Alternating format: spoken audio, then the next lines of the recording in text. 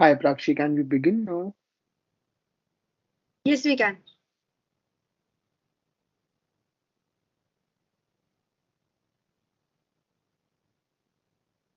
All right. Hi guys. My name is Vansham, and I shall be presiding as the chairperson of this setup of the International Monetary Fund. Um, so we are sitting on the 10th of November. We are discussing the international global debt crisis going on in the world right now. Something about me. I'm currently studying bachelor's of law and a bachelor's in business administration as a double major at the Australian National University in Canberra. Um, MUNs is something that I have been a part of when I was back in India, and I have done quite a few MUNs both within India and even internationally. So it's good to be back where I left, and thank you SMS for inviting me once again. And with that, I think I should begin with the committee. Prakshi, can you help me with the roll call? Sure. Yeah, just take the roll call or the matrix that you sent me. Just take the roll call accordingly. Delegates, you have to just say present. We just want to make sure that everyone who registered for the conference has attended. Uh, so yeah, go ahead, Prakshi. All right, delegates, I'll be taking the name of your allotted countries. The delegate of Afghanistan. Present. Okay, so the delegate of India. The delegate of India. I think he or she is not present. Present. Okay. Then the delegate of Indonesia. Present. Delegate of Canada. Present. Delegate of Brazil. Present and voting.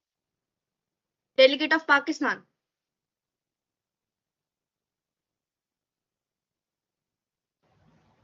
Present. Delegate of Qatar. Here. Delegate of France. Present. Delegate of Guatemala. Present. Delegate of Saudi Arabia.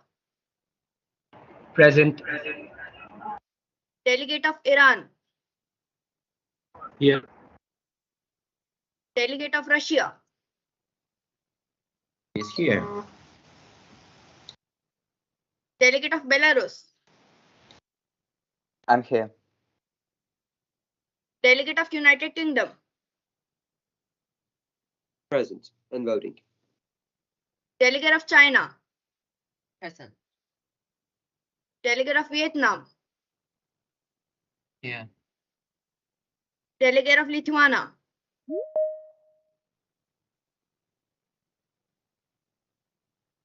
Delegate of Lithuania.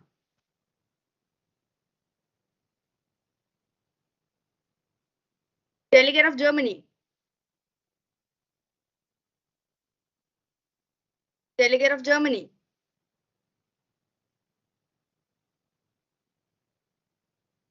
Delegate of Australia. Present. Delegate of Italy.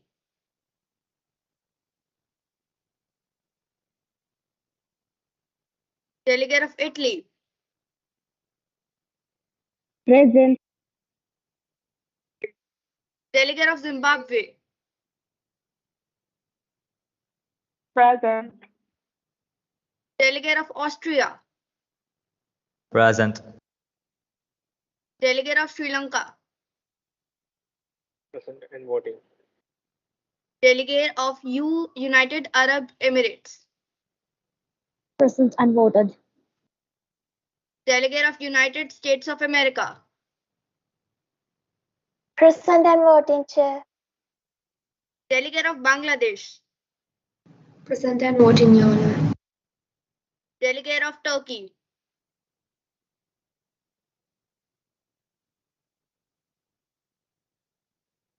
Delegate of Turkey.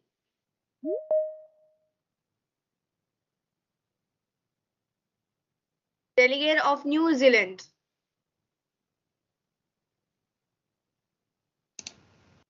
Present. Delegate of Mexico. Present. Delegate of Denmark. Present. Delegate of Ukraine. Present. Okay, so we are done with our roll call. Was there any delegate whose country's name was not called out? So kindly let us know so that we mark you down before we begin with the committee. Rakshi, how many delegates are present? Well, in total, just a second. 29. That's great.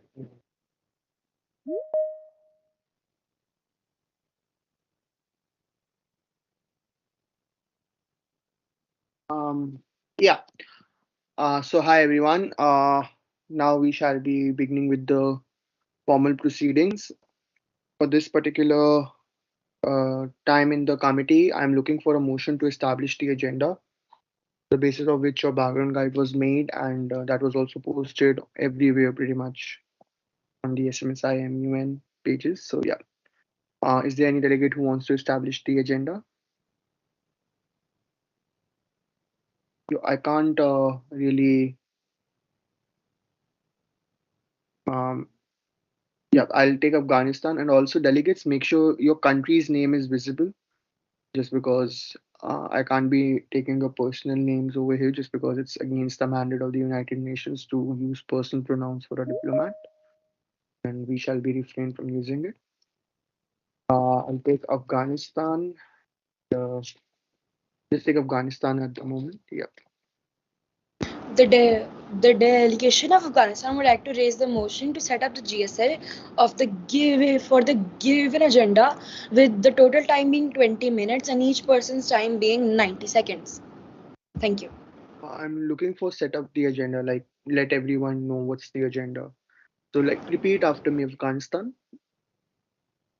The delegate of Afghanistan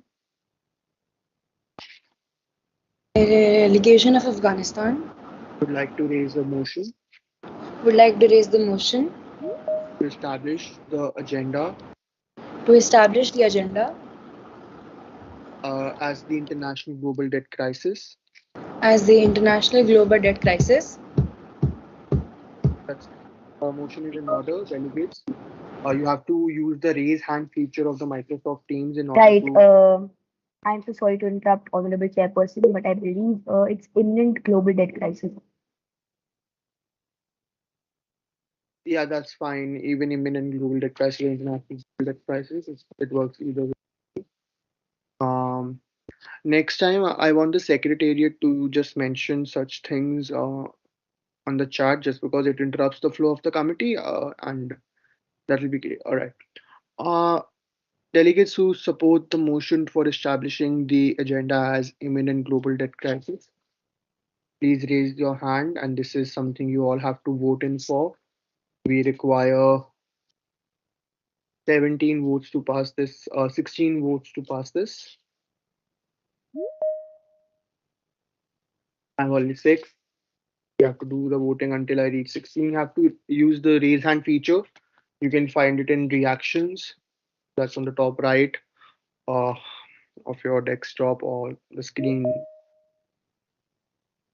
I have 8 votes. Everyone should vote in this until I reach 16. I can't. Um,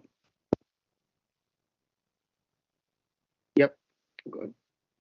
Uh, good. Yes. 2 more votes. Okay, now 3 more votes. I'll count that. 2 more votes. Yep, 1 more vote. All good. Yeah. We have established the agenda successfully. Now, the executive board is looking for a motion to establish the general speakers list. Delegates, hands down, everyone. Before I recognize, hands down. Make sure as soon as the voting is done, you lower your hand just because it's really tough for me to recognize delegates. Yeah, delegates who wants to raise a motion to establish the general speakers list. Uh, I'll take Pakistan.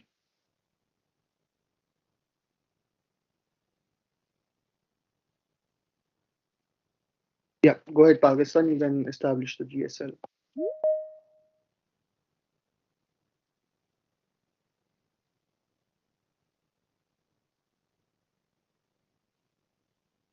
Is the delegate of Pakistan there anymore?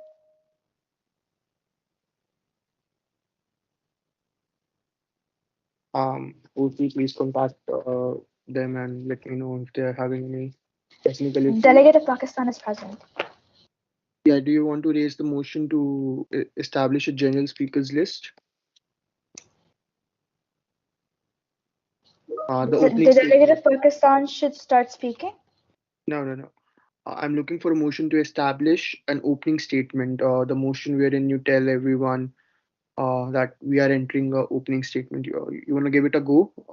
If you don't know it, I can just frame it for you once, and you have to just repeat whatever I have said. Could you please repeat? Yeah. Could you So please just say?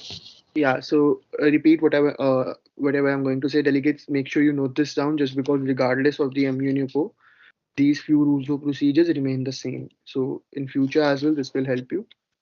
The delegate of Pakistan would like to raise a motion Delegate of Pakistan would like to raise a motion to establish the general speakers list to establish general speakers list with individual speakers time being 90 seconds.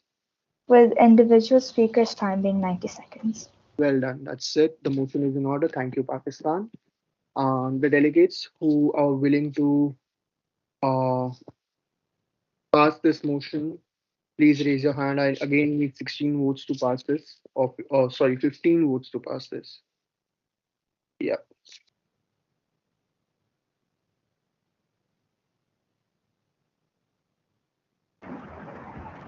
Point of parliamentary inquiry. Um, all points. All right. Yeah. Go ahead. Saudi Arabia, go ahead. Was it Saudi Arabia or was it someone else? All right. The motion has been passed. Delegates, lower down your hand. Who at this point of parliamentary inquiry?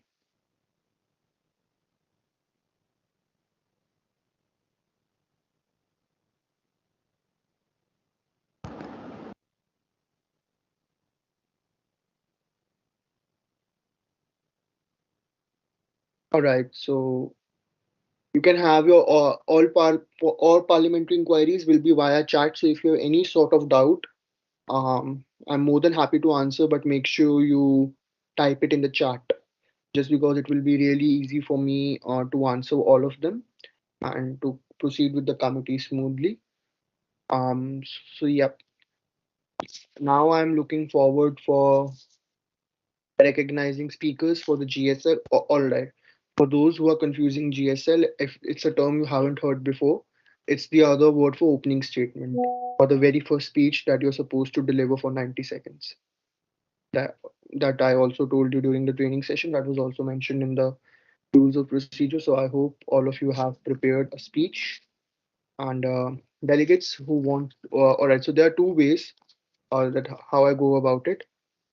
Uh, Everyone have to speak in the opening statement. That's a rule, and the two ways are you raise your hand and I recognize you randomly. For example, there's no set pattern. I can say Afghanistan, Saudi Arabia, Pakistan, New Zealand, USA. So uh, as you raise your hand, I'll recognize you. And the other ways go alphabetically. It's Afghanistan, Bangladesh, Brazil, Canada, China, then moving forward alphabetically. So what I prefer is giving everyone the comfort of speaking when they like to. So I'll go with the first way, but if I see that the delegates are not participating, then I'll switch to the second way, wherein I'll recognize speakers alphabetically. All right. So delegates who want to give their opening statement or the GSL, um, please raise your hands.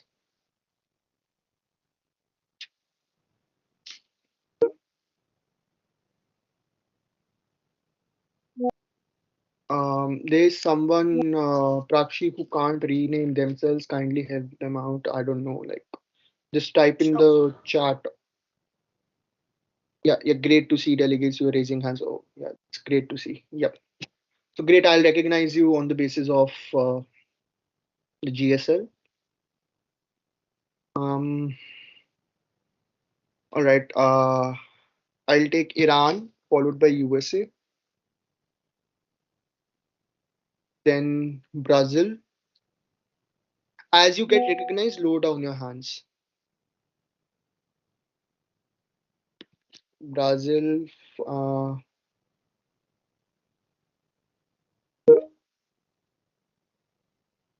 all right. So Diana, you want to be recognized, so I'm keeping you after Brazil. It's Ukraine, then Denmark, followed by Turkey,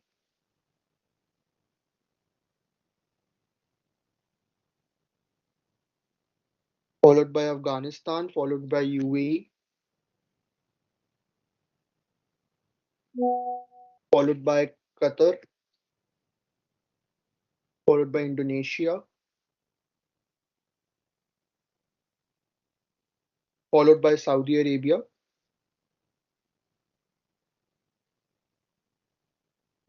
Vietnam, China,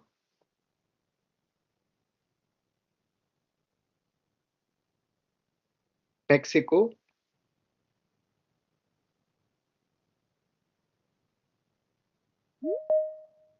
Pakistan,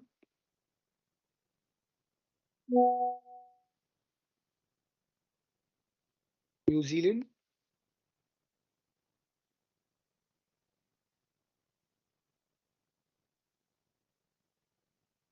Vietnam. You have been recognized. You can lower down your hand. Uh, UAE, you have been recognized. You can lower down your hand. After New Zealand, I'll keep Sri Lanka. Iran, you have been recognized. Please lower down your hand.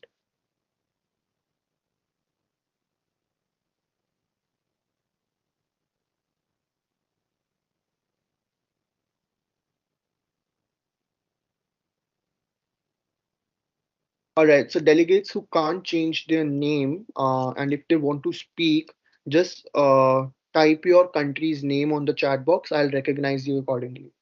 All right.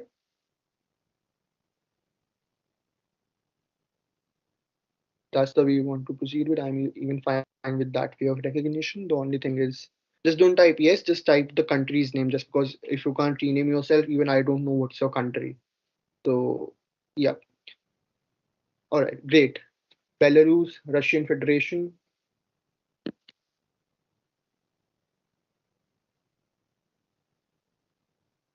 Austria,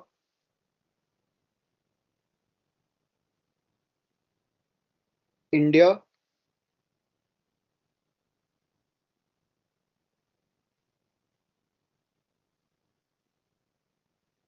Zimbabwe.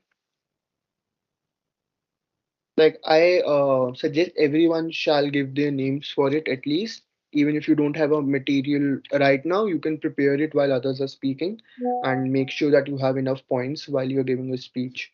So I'm more than comfortable uh, going anywhere around. So I'll just 30 more seconds, and after that, the recognition sheet will be closed for the opening statements. Right now, I have 29 delegates present in the committee, and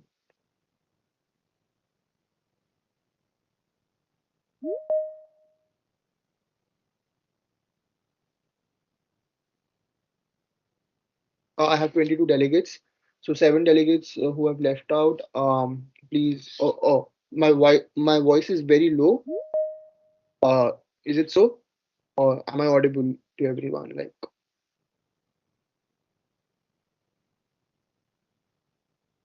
Rakshi, am I audible to everyone? Yes, yes, you are audible. Yeah, great. I'll just get my headphones after this round of recognition. Yeah. Uh, I have 22 delegates. I have more than the delegates I require to establish the GSS. So I'm more than happy to move forward. So the very first speaker is the representative of the Islamic Republic of Iran. Go ahead. Yeah, you have the floor for 90 seconds. And if you finish before 90 seconds, the floor will be open for the other delegates. What I mean by floor is the platform or the committee will be open for other delegates to ask you questions, wherein I'll again ask for recognition. Iran, you can speak for 90 seconds. Go ahead.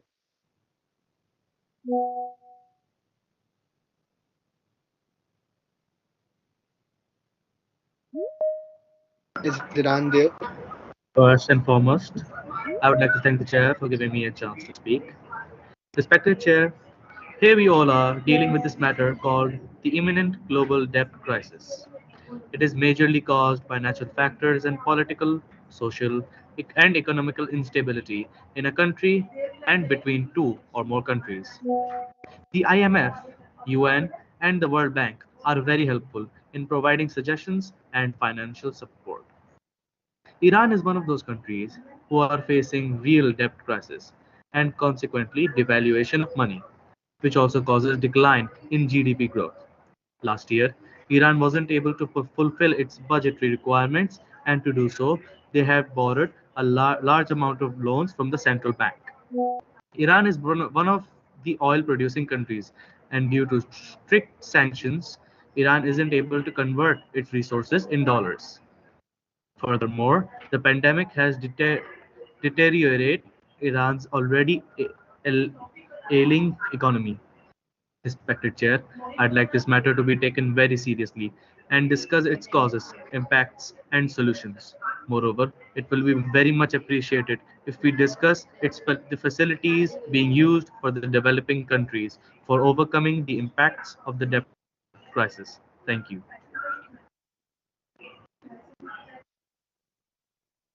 Thank you, sir. The points were well noted.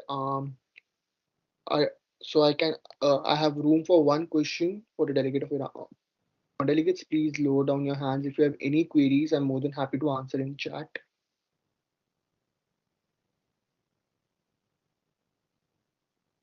Lower down your hands. I'm not asking for questions, like for recognition for questions at the moment.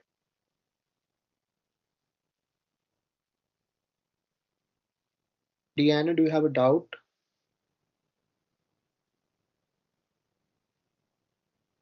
Nivisha, do you have a doubt? Yeah. Diana, Marco, do you have a doubt? Sorry, I can't hear you very well. Or you can't hear me very well again? All right, I'll just get my headphones. Sorry about that. Um, is it audible now? Yes, it is perfectly audible. Yeah. Thank you. Then I'll move forward. Delegates who want to ask questions to the delegate of Iran.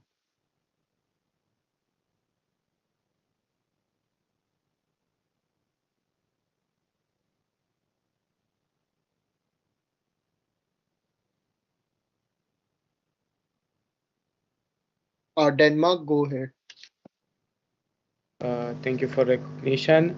Do you think that in case of another major crisis, could Iran recover financially?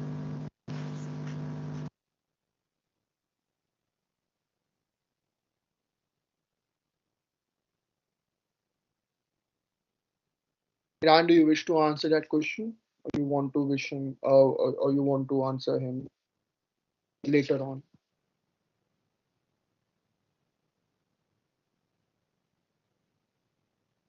Delegate of Iran, are you still there? Yes.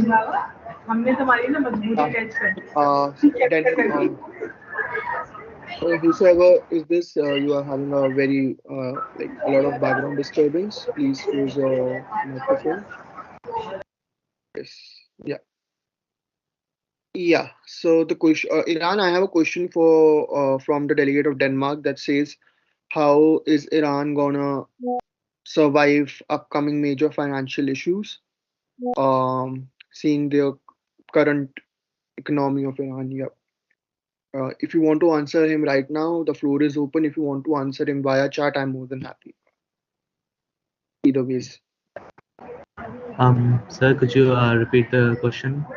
I The couldn't really. question is that seeing the Iranian economy, it's at a very low point, and the delegate of Denmark wants to ask, uh, seeing that there is a global financial economic crisis going on, how is Iran gonna fight the current global crisis and even the upcoming ones? So, what's the country's policy behind like economic policies from getting out of this financial crux? If you don't have an answer or you want more research to be done, I'm more than happy to move forward, and you can answer him to the answer to the delegate of Denmark later on. I'll be answering Denmark, the delegate of Denmark later on. Thank you. Great. Uh, yeah, the delegate of the United States. Do you have any doubt? What from your Yeah, side? I was raising for a point of information from the delegate of Iran. Yeah, actually, he spoke for 87 or 88 seconds as per my stopwatch, and so I can only accommodate one question. If you have any questions, you can tag or like you can write it down on the Telegram app, saying to the delegate of Iran from delegate of USA the question, and I'll read through it later on. And USA, I guess you are next on the opening statement. Yes, sir. You can start whenever you're ready. You have 90 seconds. Permission to address the House. In 2020, we observed the largest one-year debt surge since World War II, with global debt rising to $226 trillion as the world was hit by a global health crisis and a deep recession. Global debt rose by 28% to 256 of GDP in 2020, according to the latest update of the IMF Global Debt Database. Advanced economies and China accounted for more than 90% of the 28% trillion debt surge in 2020. These countries were able to expand public and private debt during the pandemic thanks to the low interest rates. The actions of central banks, including large purchase of government debt and well-developed financial markets. But most developing economies are on the opposite side of the financial divide, facing limited access to funding and often higher borrowing rates. Thank you, Chair. I would like to give my remaining time for questions. Great. You spoke for 78 seconds, so there are 12 seconds left. I'll take two or three questions this time, and delegates who have questions to the delegate of United States, go ahead.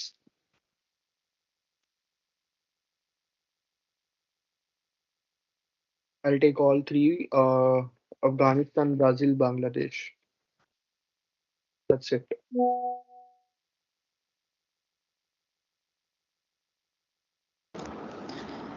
Sir, may I speak? Go ahead. Go ahead. The delegation of USA, the question that the delegate of Afghanistan would like to ask you is, how would you justify tre- how would you justify getting Afghani students, poor Afghani students who are still in school getting their education, to trade opium to your country? How would you justify such an act? Delegate, kindly refrain on asking questions related to matters that are out of the limits of the IMF. I understand where are you coming from, but opium discussion is something IMF won't talk about on a global level until unless it relates to matter of financial security of another nation, to which you should have addressed, but you didn't. So I am debarring this question, and just because it's not related to the mandate of IMF, opium trade and everything. Like until unless you relate it to economic prosperity or the agenda or to what the delegate of United States has just spoken. So yeah, so make sure you ask questions related to the speech of the person, not their country's act, right? Yeah, but good job, Afghanistan. It shows that you have extensive research. Make sure you use it when you are giving your speech. Go ahead, delegate of Brazil.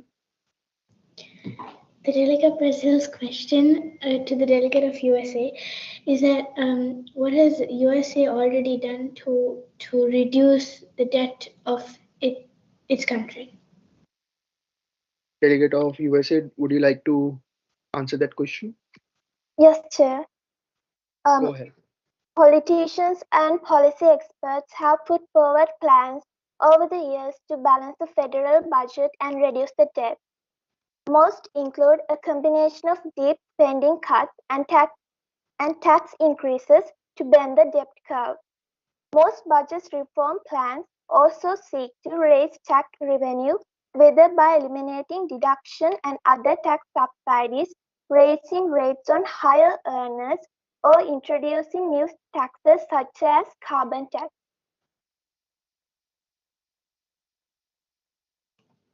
Thank you, delegate of USA. Yeah, a good question, delegate of Brazil. Good answer, delegate of USA. Now we move forward with Bangladesh. Do you have any question for the delegate of the United States?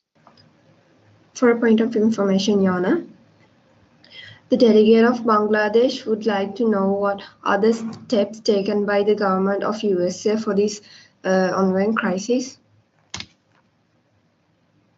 USA, yeah, go ahead. Yeah. Chair, it was like the exact question asked by the delegate of Brazil. Yeah, but keeping diplomatic courtesy in mind, you have to address all questions regardless uh, of the delegate they are coming from. So even if the question has been repeated, it's a good point for Yeah, you. You have the yeah, same answer. yeah. So Just can I go? yeah, just shorten it and just go ahead. I'm more than happy to if you. The United States is in a unique position because it hosts the world's reserve currency, allowing it to carry debt more cheaply than the other countries. So, taking this as an advantage, the politicians and policy experts have put forward some plans to mitigate the current debt crisis in nation, as putting new rates on higher earners so that they can have a they can they can provide a good contribution for the country, and also introducing new taxes such as carbon tax and on tobacco consumption. Yeah. Thanks to your delegate of United States. It was a good speech and all the answers were given confidently. And thank you everyone who asked the questions. They were good questions. And make sure you ask questions which are related to speak. So good job, related to speech of the delegates. So good job, Brazil and Bangladesh, and also well tried Afghanistan. We move forward. Uh, the next delegate on my list is the delegate of Brazil.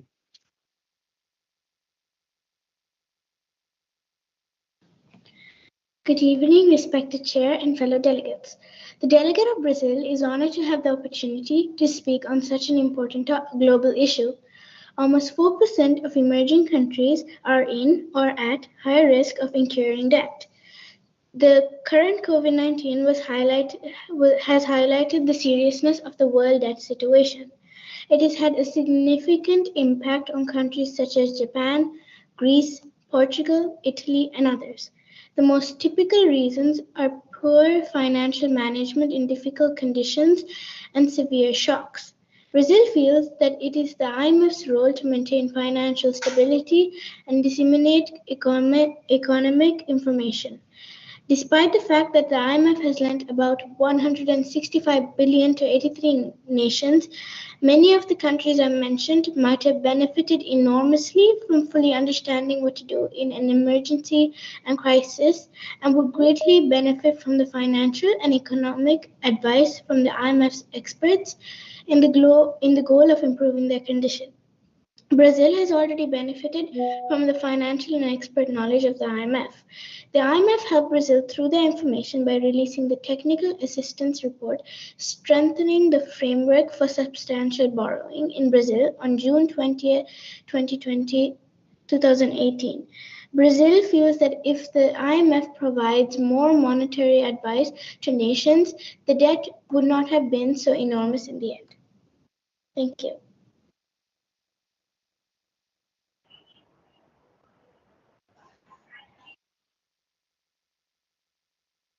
All good. I'll ask only one question. Uh, is there, does anyone wants to ask a question to the delegate of Brazil? Anyone apart from USA, just because she just gave a speech? Anyone apart from USA wants to ask? Brazil, can you lower down your hand? Make sure you don't forget.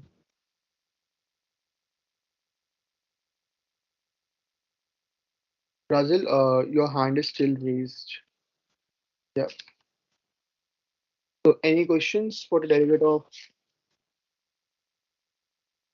Brazil? If not, we go apart. Yeah. So, USA, you have been recognized.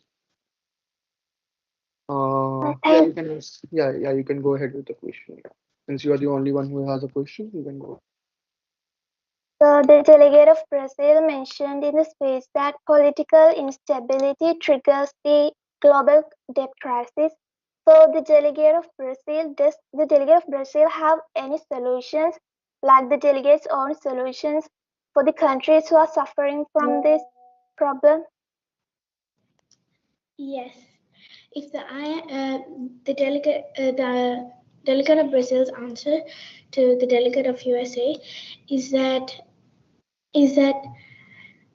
we should give the IMF should give more advice or financial help, financial advice, monetary advice on the root causes of whatever debt happened, and so if they did that more, it would have stopped more death situations from emerging and might stop the current incurring death situation. Good job, delegates. Um, there are no follow-ups allowed. Demanded of the IMF. I'm not going follow-ups.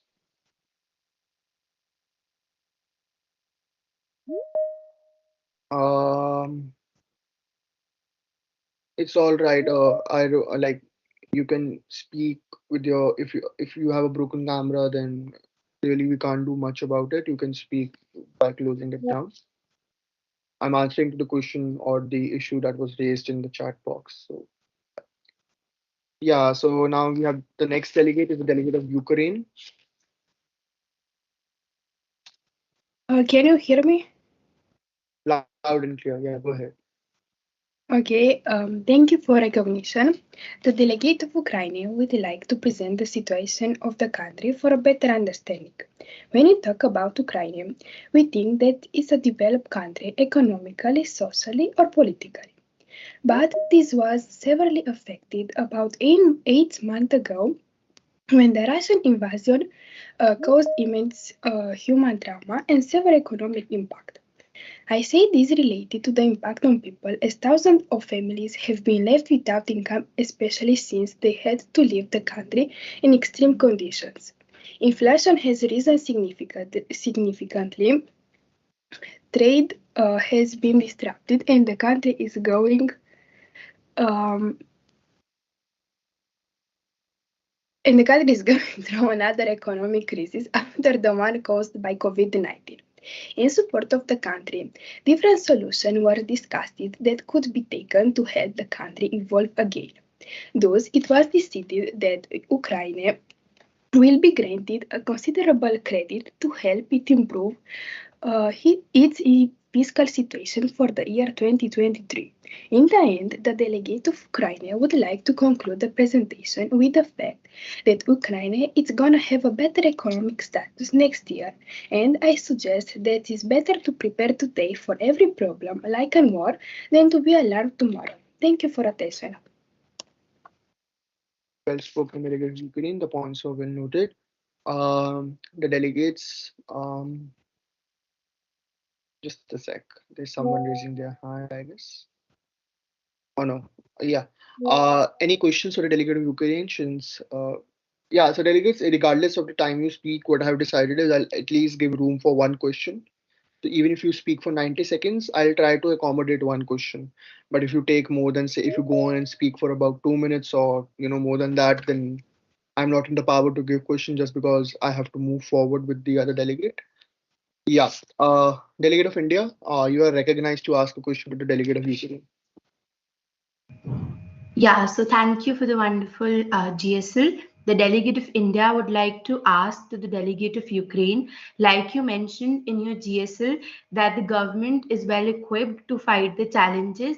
What are the initiatives that are taken by the Ukraine government to be well equipped and prepared for future challenges?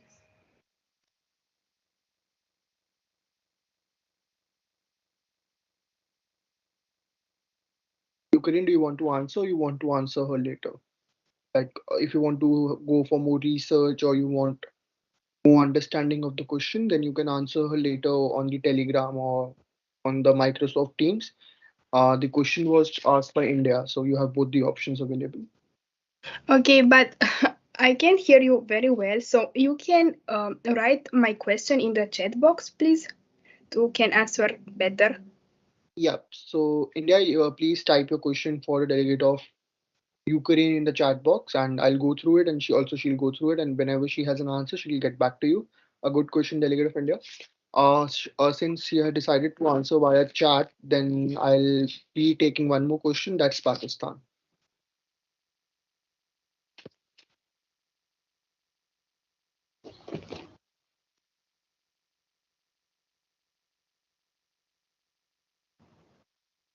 Pakistan, do you have a question for The the delegate? delegate of Pakistan would like to know what were the different solutions discussed by Ukraine to help with the economy?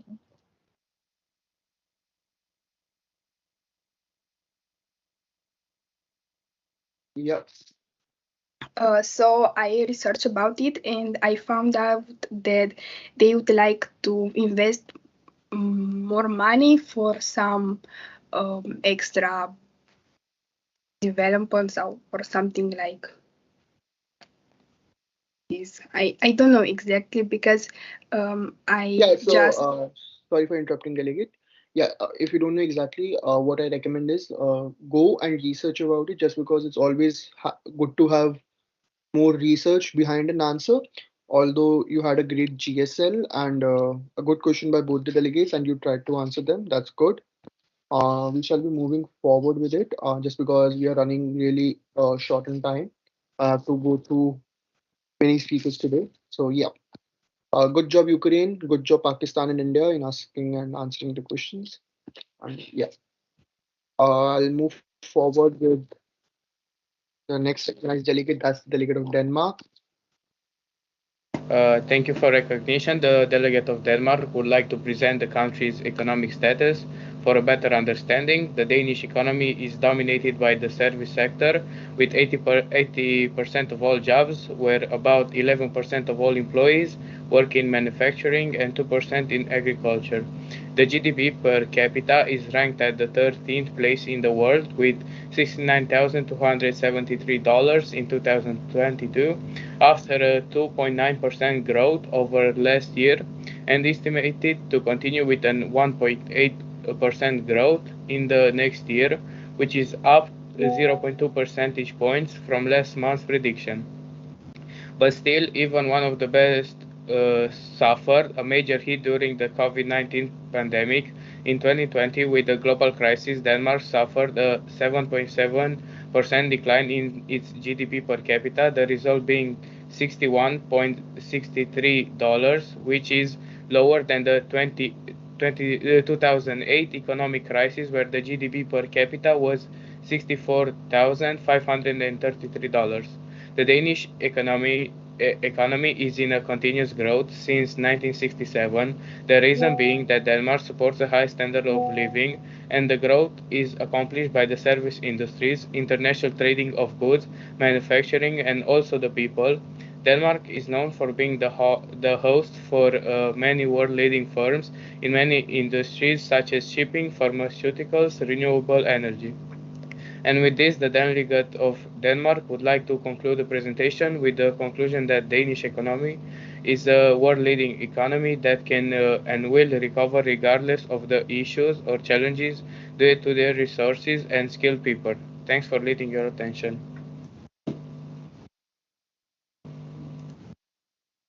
All good.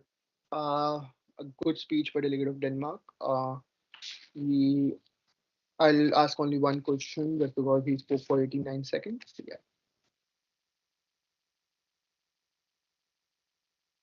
Anyone else apart from Brazil, Bangladesh, USA? I want to give others more opportunity to ask questions. So I'm more than happy to recognize you, but right now I'm looking for someone else. India, you also asked a question. Anyone else?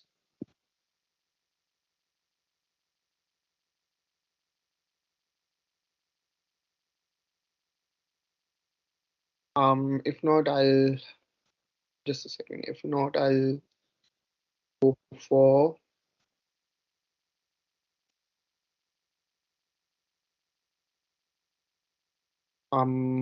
Bangladesh. Yep, go ahead. For a point of information, Your Honor, could the delegate of Bangladesh know what are the causes of debt crisis in Denmark, and what is the delegate's opinion to overcome this crisis?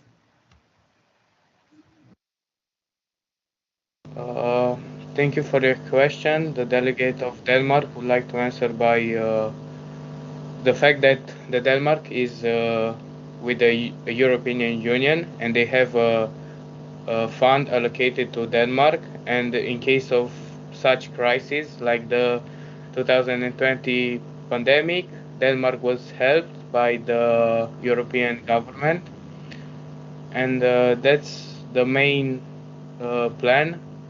But also domestic income and funds are used in such crises.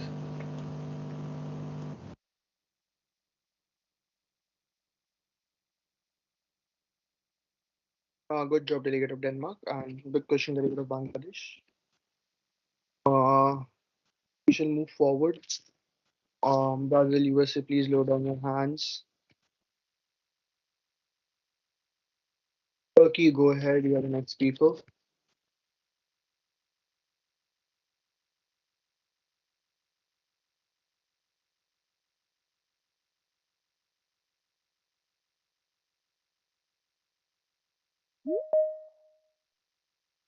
Delegate of Turkey, are you present in the committee?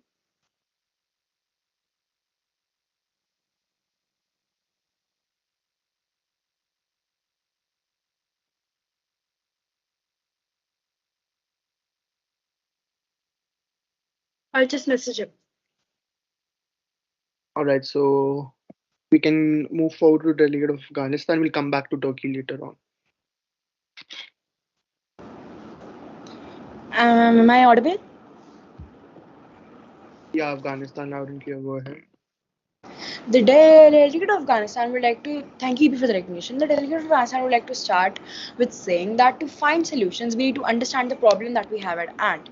What is the global debt crisis and what can cause it? The global debt crisis is happening in every country and can happen. It it can spread around the world and is extremely harmful for a country's GDP, and it can happen because of a country's GDP dropping on foreign data dependency. Many countries have suffered this, like Afghanistan.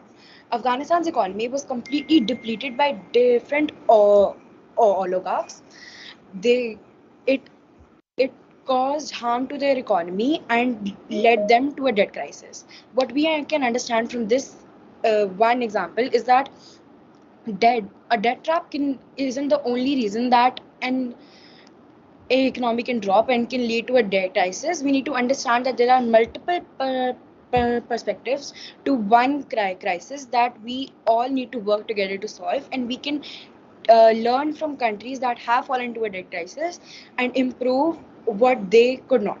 Thank you.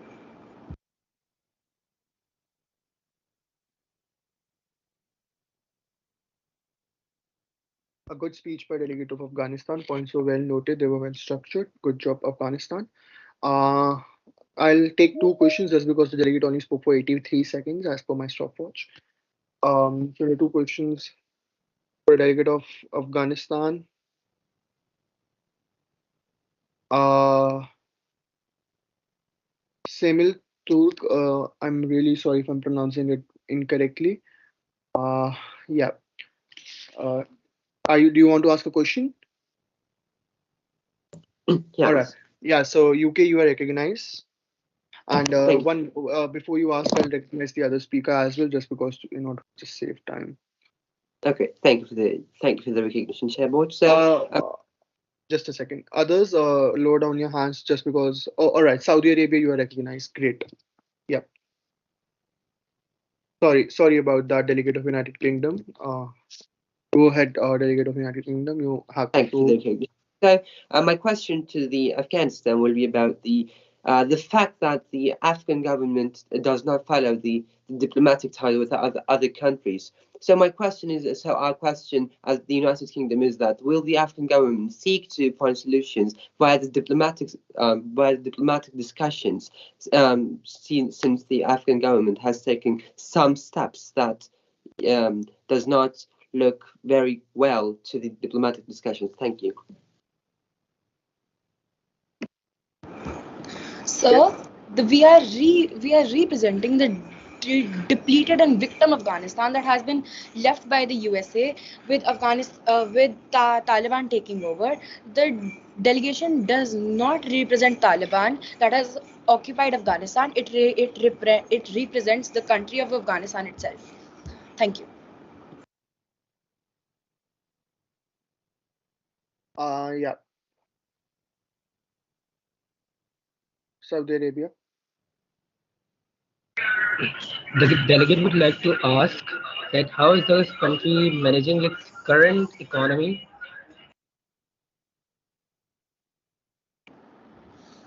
The delegates I would just like to say, with USA leaving the country in depletion, our resources have been depleted. We do not have enough resources to supply for the entire countries.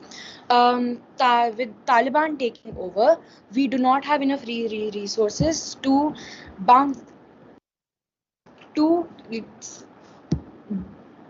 think about that. We are now thinking about developing our country, and after being in a humanitarian crisis, Afghanistan is still sustaining and trying to bounce back. Thank you.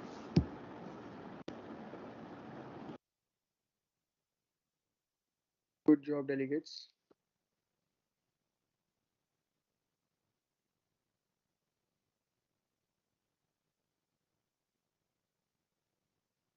We'll now move forward to the delegate of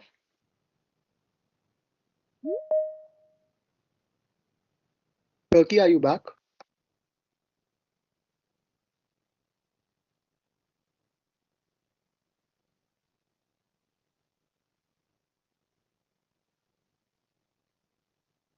So I'll move forward to the delegate of UAE.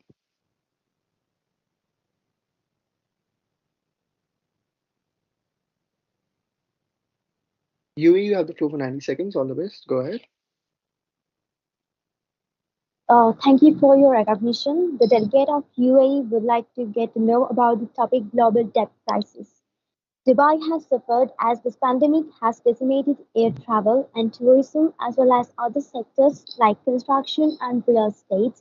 Ratings agency S&P estimates that Dubai's gross general government debt will reach about 77% of GDP in 2020. Tourism in recent years has comprised around 12% of Emirates' annual GDP. Dubai returned to the public debt markets in September for the first time in 6 years, successfully issuing $2 billion in debt in the form of a $1 billion Islamic sukuk and $1 billion government bond. The value of Odis exceeded $10 billion. Sovereign debt is only what which is legally responsible for debt being extended to the government, its public institutions, and commercial debt that carries its guarantee. Al-Sheikh said in response to S&P's report, GREs are commercial entities that borrow on commercial terms, and it's completely up to sovereign to decide if we will assist them financially or not. So far, he noted, the only public sovereign commitment from Dubai has been to support its flagship carrier Emirates Airline with a lifeline of 7.3 billion AED. Thank you.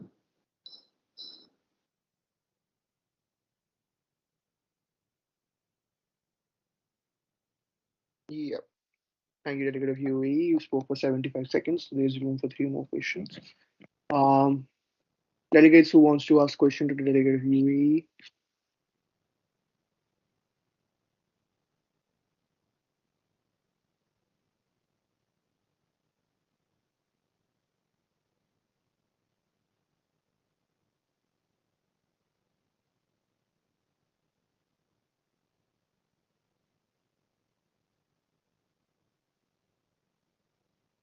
Um, I'll take Delegate of USA. Oh no, I'll take Delegate of Brazil uh, first, and then I'll see if I want to take USA or not. Brazil, go ahead. The delegate of Brazil's question to the delegate of UAE is that you mentioned that the Dubai entered the global market after some time, and how is UAE making other countries or their solution to fix like debt all over the world, like globally? What's their solution? Uh,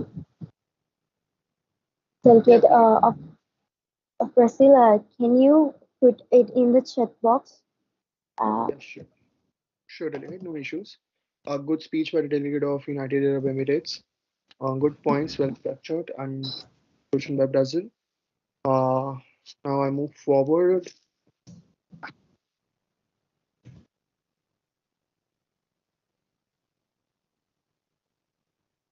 Delegate of Turkey, are you back?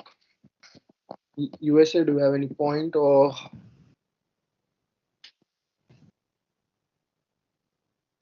thank you. Um, Delegate of Turkey, are you back in the committee?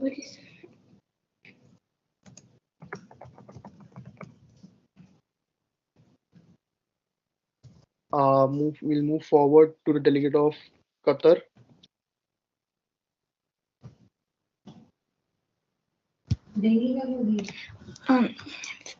Thank you for noticing the delegate of Qatar. Globally, nations are heading into a debt catastrophe. Inflation and economic slowdowns have raised budget demands, making it nearly difficult for many governments to repay their debts. Younger nations could just add new debt to pay off the previous debt.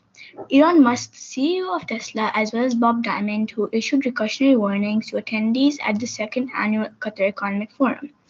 The $450 billion Wealth Fund of Qatar has supported that effort. ExxonMobil Corp said it is investigating in Qatar's $29 billion North Field East project to boost Doha's gas exports.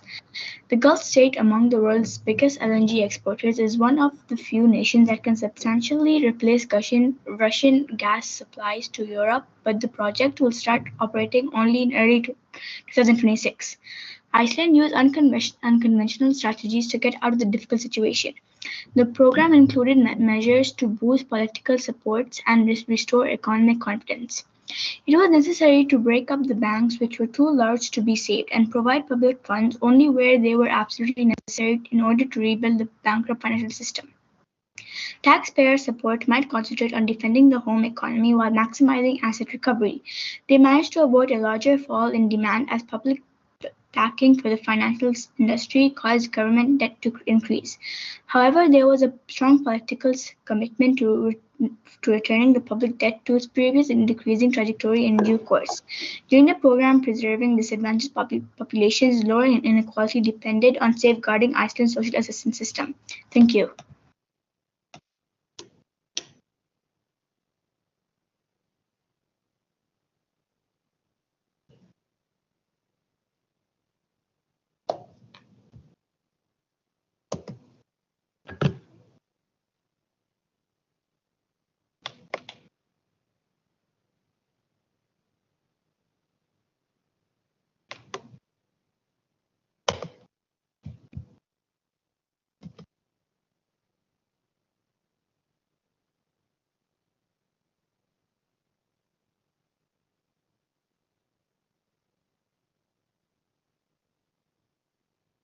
Once you mute, unmute.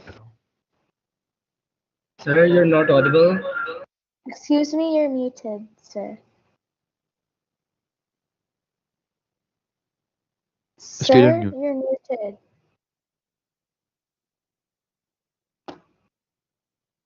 Still unmute, sir. Someone is muting me. I don't know who. Yeah, now it's fine. Alright. Yeah, so delegates, please don't do that. Whoever was doing it, it was funny, but not anymore. Uh, the delegate of Ukraine.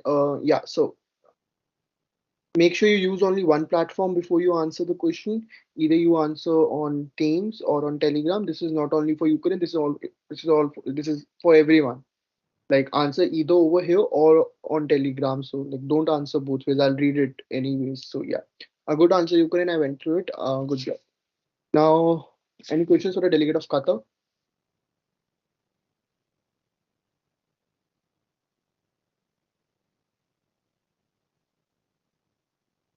Ah, yeah. But anyone apart from US and Brazil, they have already asked two questions each. Yes. Anyone else? Just give it a try. Like trust me. Yeah. All right. If not, I'll just move forward without a question then. Yeah. Like I can't keep recognizing the same speakers again and again just because I have to maintain a balance when it comes to recognition. But USA and Brazil, you can ask your questions via chat either on Teams or on the Telegram app, and I'll be reading your questions. And Qatar, you can answer them if you have any answers or any comments. Turkey, I just a second. Yeah, Turkey, are you back?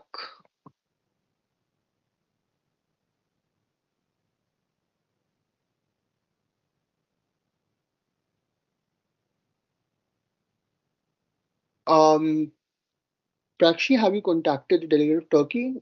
What like have they are they facing any? Yeah, I tried messaging them. They aren't responding. I have even like sent them an invite via Teams. Yeah, then that's great. So I'll just move Turkey at the last just because we can't keep waiting for one delegate. I'll make sure I take his statement whenever they are back. The delegate of Indonesia next. Okay, thank you for the opportunity. Global debt crisis reaches critical point. There is an increasing number of countries are having problems paying their debts. There are at least 54 developing countries with severe debt problems. This problem represents 18% of the world population and more than 50% of people living in poverty. Some countries are spending more on debt interest payments than on health, education, and social protection combined, and that is hindering the fight against poverty. Not just in low-income countries, but middle-income countries are also struggling to keep up the payments on loans provided. There are 60% of low-income countries and about 25% of emerging markets are either in debt distress or at high risk of it. This has an impact on developing countries such as Indonesia, as said by Sri Mulyani, the Minister of Finance of Indonesia. The 2023 crisis will be very heavy and many call it is at that year. Nevertheless, Indonesia is believed to be the champion of the global crisis response group, which proves Indonesia's is strong to face the current crisis. Thank you.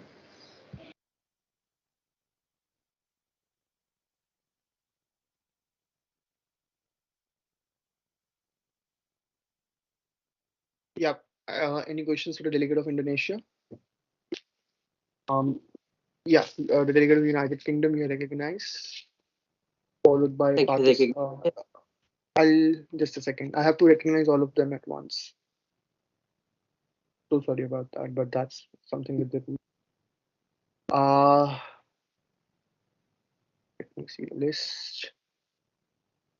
I'll take United Kingdom and I'll take Pakistan. Yeah, only two questions. Go ahead. Others, they can send their questions via chat and I'll still read them. Don't worry. Thank you for recognition, Chairboard. So, thank you for the wonderful speech that Indonesian delegate made. So, thank you for that firstly. So, my question to the Indonesian delegation is that the delegation of Indonesia stated that there was a problem, an issue that was specific to the Islamic countries. So, we as a delegation of the United Kingdom would like the Indonesian delegation to clarify and elaborate on this so that the United Kingdom can take steps. Thank you. A good question, delegate of United Kingdom. Indonesia, do you wish to answer right now? You want to answer later?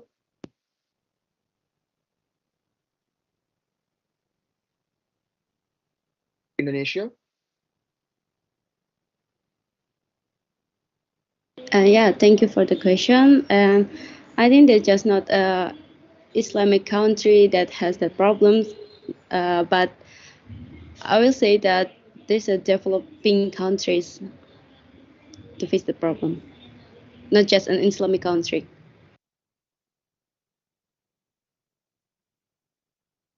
Yeah. Sorry, I have to just close my camera for a sec. Pakistan, you can go forward with your question. And Indonesia, do you wish to answer right now? Later on, you decide after listening to the question. Thank you. The delegate of Pakistan would like to know that the delegate you mentioned that that Indonesia was being affected because of a few reasons. Could you please clarify what those reasons were?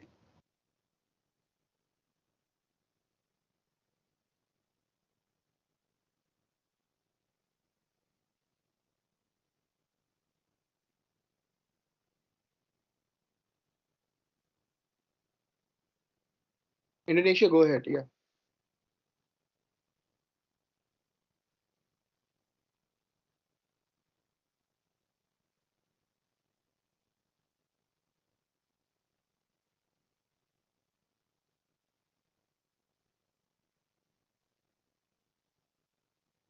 Indonesia, do you wish to answer now or you want to answer later on?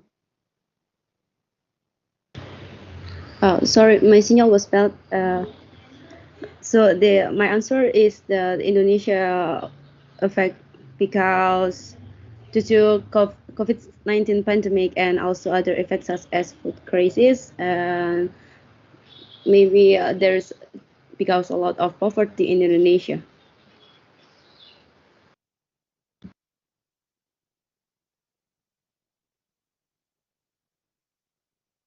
Yeah. Good answer, delegate of Indonesia. Well tried. Good questions. United Kingdom and Pakistan.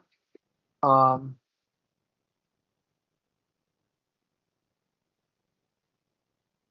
Now we move forward.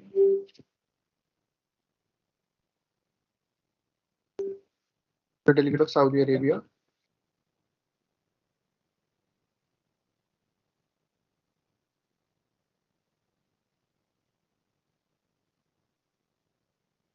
Saudi Arabia, you have the floor. Am I audible? Yeah, you're loud and clear.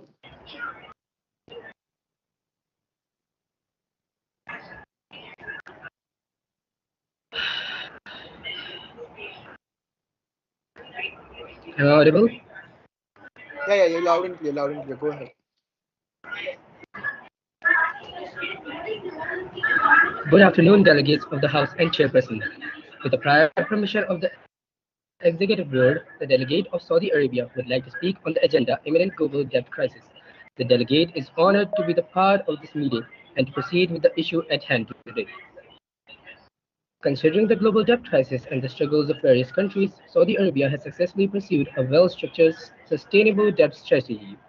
Despite the pandemic situation, Saudi Arabia is a net creditor country and has a very healthy external position. Total foreign debt is moderate at 20% of GDP, but the portion of short-term debt is rather high at 47%, with sizable FX levels at 626 billion USD. The liquidity position is extremely comfortable. The Saudi Arabian National Debt Management Center (NDMC) has managed to diversify its investors' work in implementing a unified sovereign asset and liability management framework, address interest rate risks, and mitigate foreign exchange risks to counter its global debts, while while it also holds one of the large oil reserves which helps to counter most of its debts. In this situation where the country had covered most of the debts, the delegate of Saudi Arabia believes that further basic measures could be taken to another level to counter the debts completely. The delegate would simply like to recommend restructuring the tax concepts to not disturb the public of the country as well as counter the country's debts.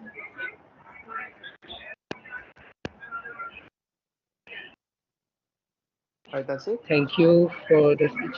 Yeah, that's it. I'll have one question for the delegate of Saudi Arabia, just because I have to move forward very quickly. Denmark, you are recognized. What the delegate of Denmark would like to ask the question of what is the main source of income for the Saudi Arabian people? Thank you. The main source of income for the Saudi Arabian nation is that their oil reserves, they have massive oil reserves they use to sell and increase their GDP rates.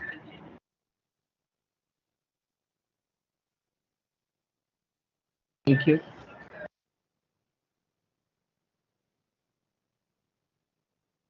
Good question, delegate of Denmark. Well answered. Yeah. Russian Federation, do you want to raise a point?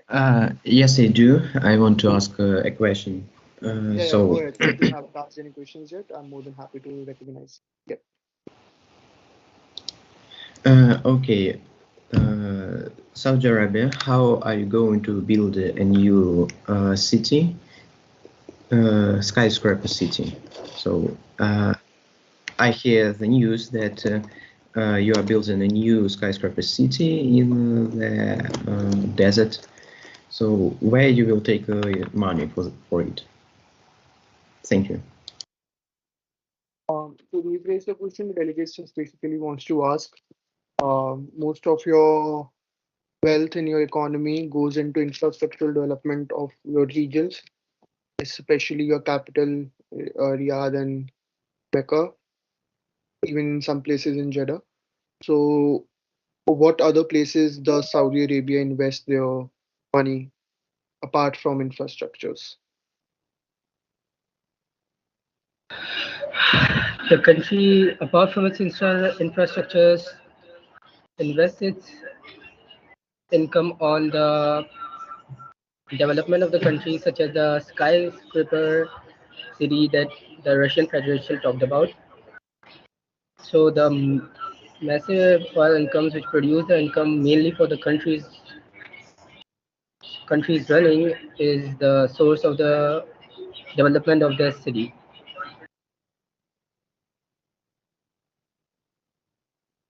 Well, good job. Go forward. Next up, we have a delegate of Vietnam. From now on, regardless of the time, I'll only take one question just because we have to finish the committee by 12 and by 6:30 p.m. IST, and I have to give you a 15 minutes break. So I have. Chair, can I have parliamentary inquiry? Yeah, go ahead. Sorry about that. Chair, can the delegates ask a point of information in the chat from a delegate who spoke earlier? Yeah, you can ask any question to anyone at any point of time. Make sure you mention the country's name, obviously, like you're asking to, but apart from that, you can ask any question any point of time. Uh, yeah, Delegate of United Kingdom, do you have a point of parliamentary inquiry? Yes, I can I raise a point of parliamentary inquiry? Hey, yeah, go ahead, sir. No issues. Thank you. I guess you said something about the break that we're going to have. So could you clarify the time that we'll have our break, and so what will be the duration of the break? Thank you. Duration of the break will be 15 minutes. The time I'm guessing I have 12 speakers, a minute, 2 minutes per speaker. So another 30 to 45 minutes, and then we'll have a 15 minutes break. You're not make sure delegates you don't leave the meeting just because it will be very tough for us to call you back. So please After all of so after all of the speeches. after all of these speeches. All right. So I'll ask right now. Delegates who haven't been recognized, I'll just take the names who have been recognized, and if you think your name is not here and you want to speak in the opening statement, you can give me your name now. I'll just go through the list. So we started with Iran, then we went with United States, Brazil, Ukraine, Denmark, Afghanistan, UAE, Qatar, Indonesia, Saudi Arabia, Vietnam, China, Mexico, Pakistan, New Zealand, Sri Lanka, Belarus, Russian Federation, Austria, India, Zimbabwe, Turkey. So I have the following speakers who haven't given their names. So any one of them, if I'll just call out the countries who haven't really spoken. Just a sec, like who don't have their names over here. So if you want recognition, you can get it now. So you have France, you have United Kingdom, you have Guatemala, you have Australia, you have Italy, and you have Lithuania. So any delegates from these 7 countries who want to speak in the opening statement, it's a good time to give your name right now. Yeah, United Kingdom, you have been recognized. You are after Turkey. Anyone else? Canada, Guatemala, France. You are important countries to the International Monetary Fund. We really appreciate you giving a statement. Just go for it. What I can recommend is you can give your name right now and make sure by the time we come to you, you have enough points and enough research to give a statement. But your call. If you want recognition later on, just type it in the chat, and if I miss it, just point it out. No worries. Delegate of Vietnam, you're next on the delegate of United Kingdom. Do you still have a query?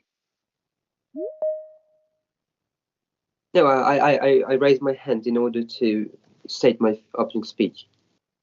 You have been recognized after Turkey. So the order is Vietnam, China, Mexico, Pakistan, New Zealand, Sri Lanka, Belarus, Russia, Austria. Do we have both Austria and Australia present, or is Austria Australia? I'm really sorry. They are 2 different countries just because. Do we have Australia? Or do We have both present. We have Austria as well as Australia. So we have both present. So Austria, all right. Sorry about that. Sometimes it's just a confusion. India, Zimbabwe, Turkey, and United Kingdom. So that's the list. As per now, any additions? I'll again ask for that. Don't worry if you don't want to speak in the opening statement. We might ask you to speak in a moderate caucus. I just want you guys to speak at least once today so that you have a better confidence when you come tomorrow, and we have good debate. Yeah. Delegate of Vietnam, you have the floor. Make sure. Yeah. Go ahead.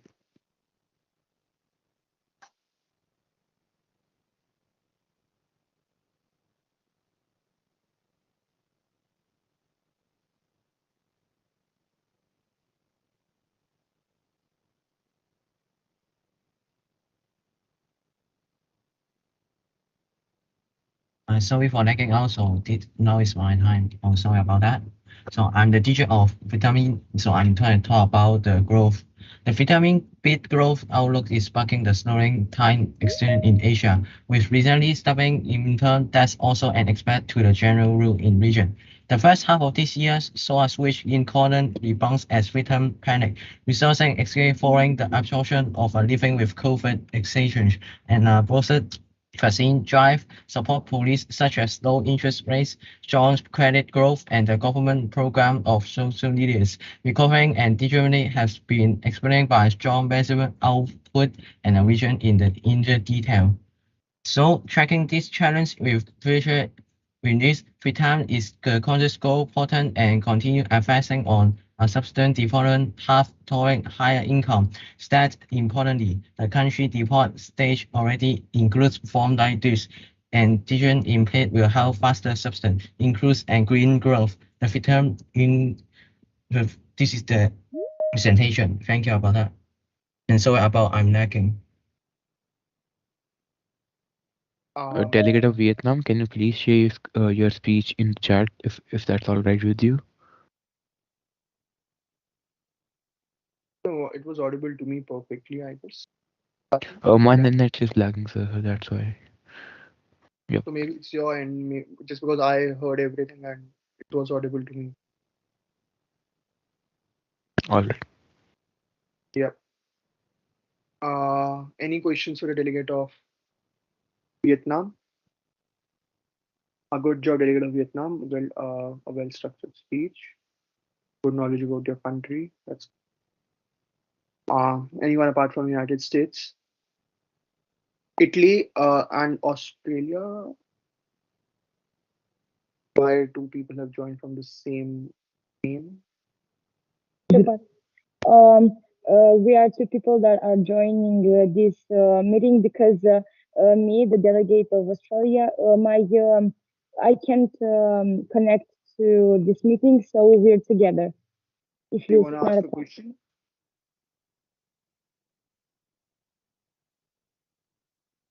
Italy and Australia, do you want to ask a question? If not, I'll have Afghanistan. no, we don't wanna. Yeah, then We that's don't have a question. Afghanistan.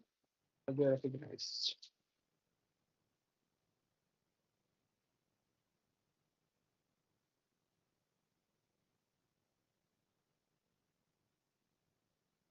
Delegate of Afghanistan.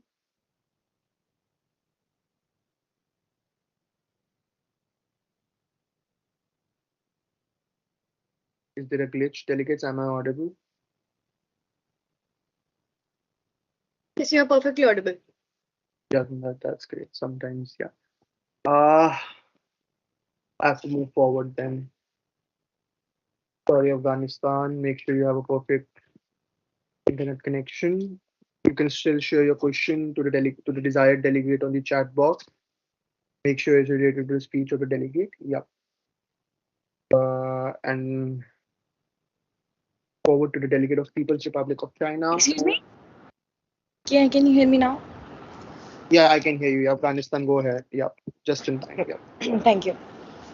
Seeing as Vietnam has been falling into an economic crisis every 10 years over the past 4 decades, the country is bouncing back. But what are the preventions that Vietnam has taken, and what are the solutions for the crisis that Vietnam has that may happen to Vietnam? What are the preparations that Vietnam has done for if a global if a debt crisis were to occur again?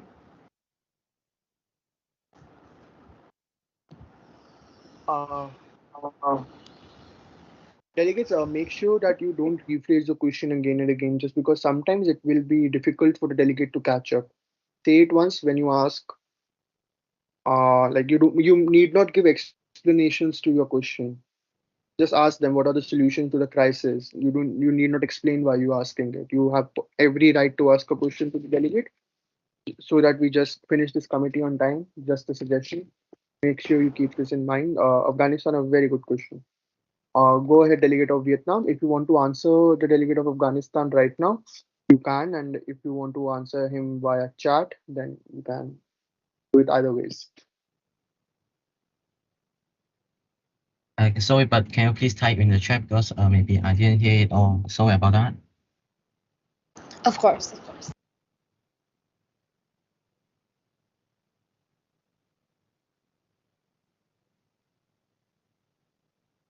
Yep. Mexico, you're next.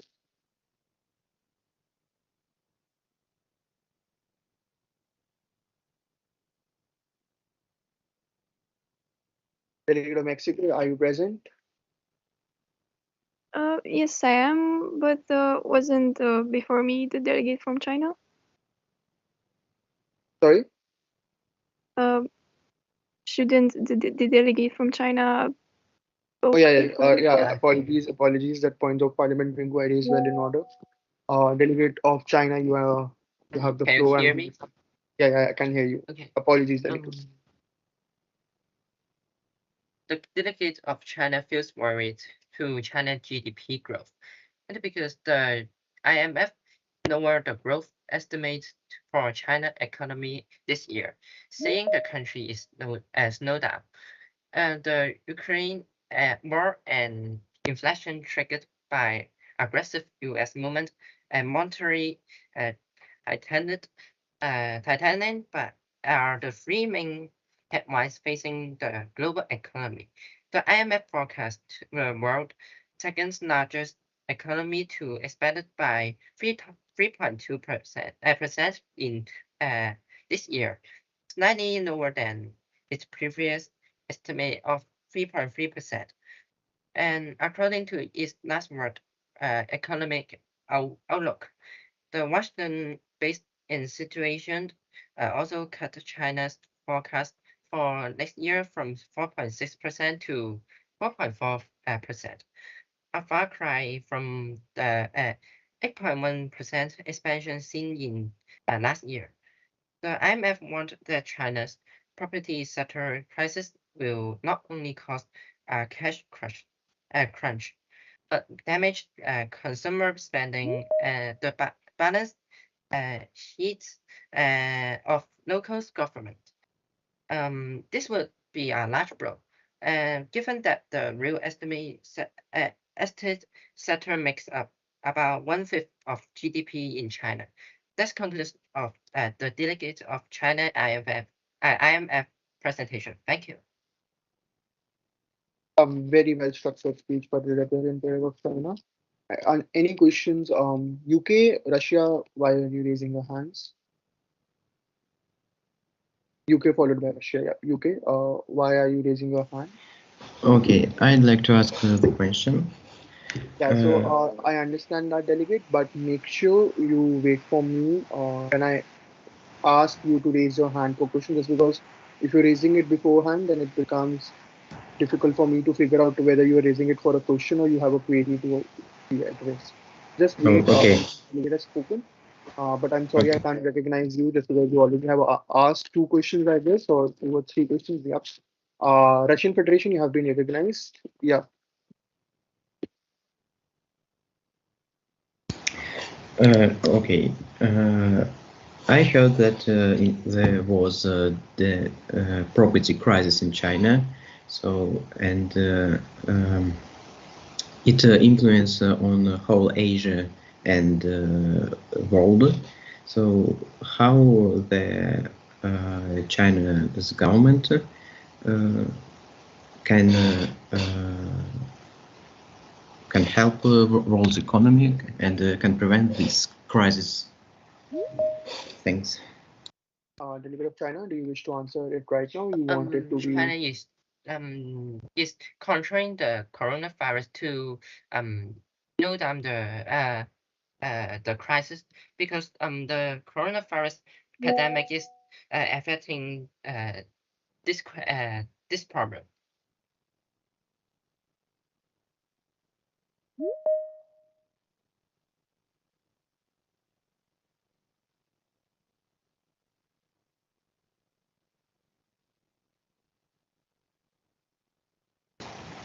Okay, thank you. All good. UK, why have you raising your hand?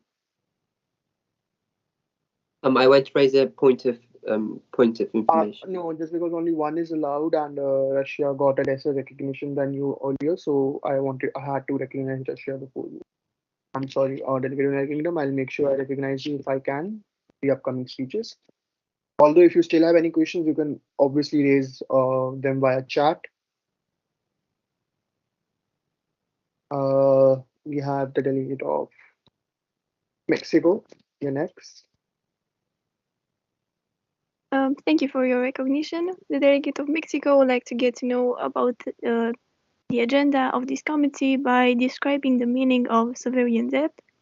Sovereign debt is a debt of the central government issued by the national government in a foreign currency to fund the growth and development of the issuing country. Now that the term has been introduced, the delegate of Mexico would like to talk about the Mexican debt crisis that has origins on August 12, 1982, when Mexico's Minister of Finance informed us that Mexico would be unable to meet its August 16 obligation to service an $80 billion debt. After 1973, private banks had an influx of funds from oil-rich countries, which believed that sovereign debt was a safe investment. Mexico borrowed against future oil revenues with the debt valued in US dollars, so that when the price of oil collapsed, so did the Mexican economy, and throughout the last decade, the debt increased.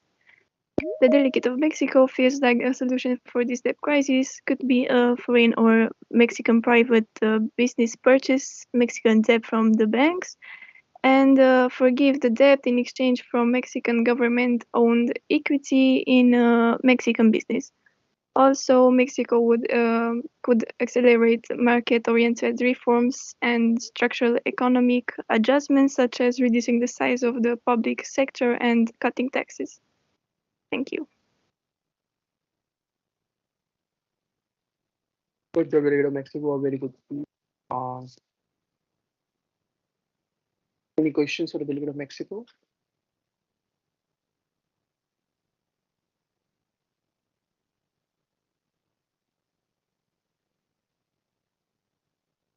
Uh, Seeing none, I can't recognize Brazil again. Sorry, delegate of Brazil. If you have any questions, send them via chat. We'll still read them and we'll still mark them.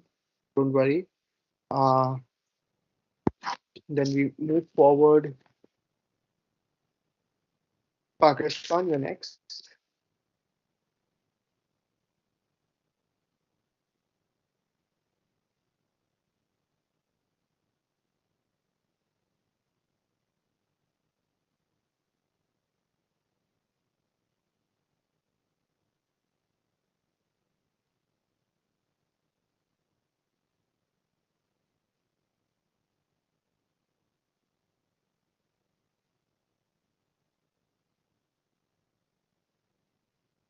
Pakistan,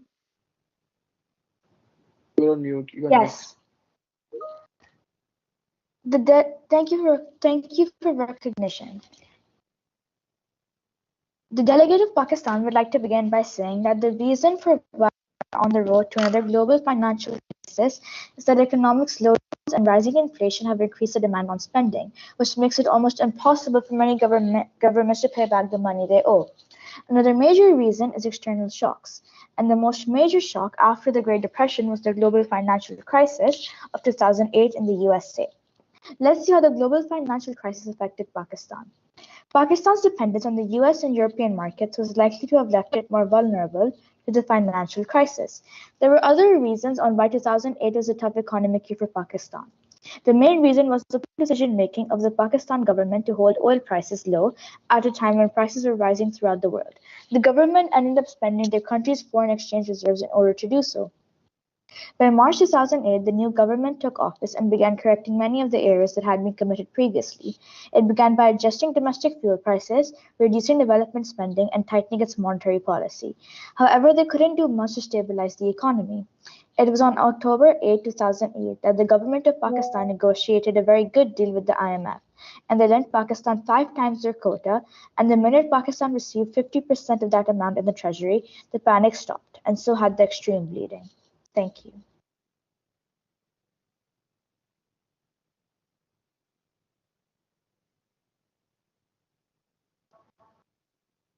Pakistan, good job. Do you have any questions for the delegate of Pakistan?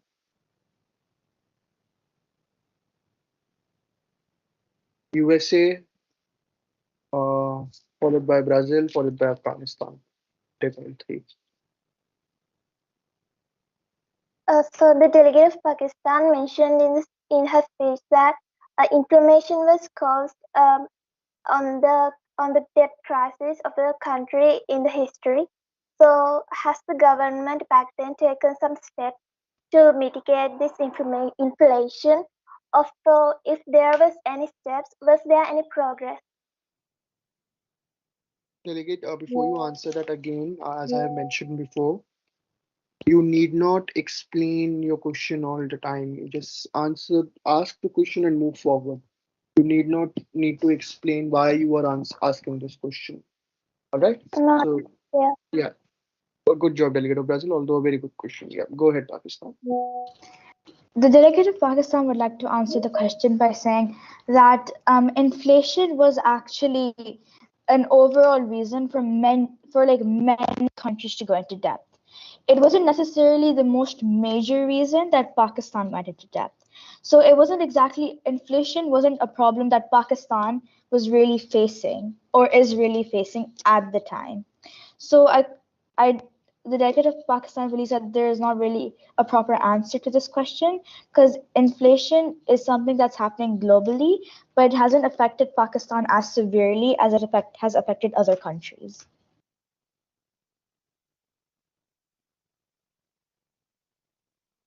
All good.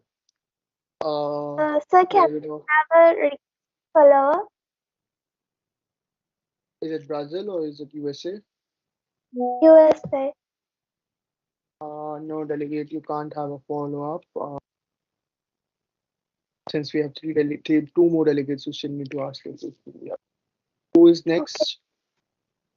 the, del- the delegate of Brazil would like to ask the delegate of Pakistan what are the solutions Pakistan is implementing, not just in Pakistan but worldwide, towards the global debt crisis.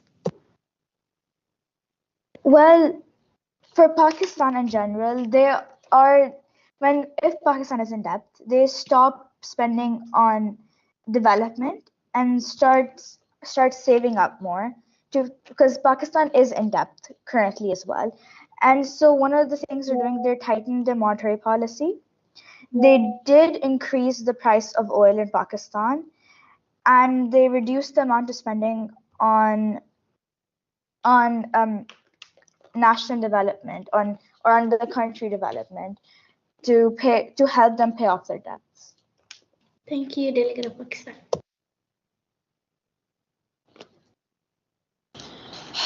The delegate of Afghanistan would like to ask the delegate of Pakistan.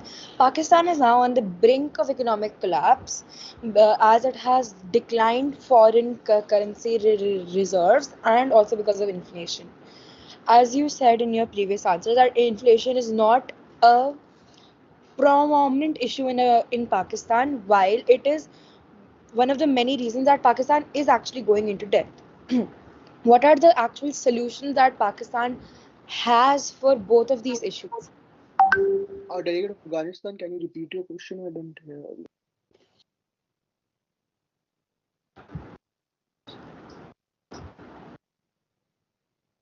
Afghanistan, can you repeat your question? There was a bit lag. Okay, the delegate of Afghanistan would like to ask the delegate of Pakistan that Pakistan is now on the brink of collapse due to declining foreign currency.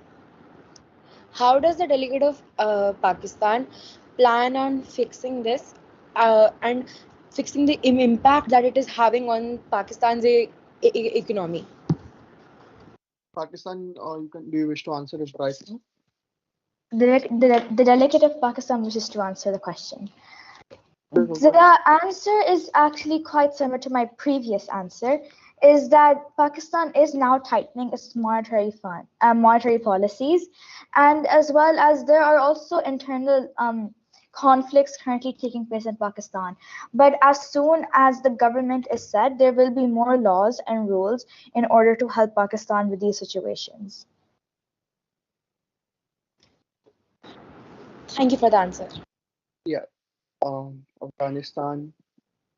I know you're being diplomatically courteous, but as soon as the delegate has answered the question, you mute your mic, we move forward. This is for everyone. All right. We now go to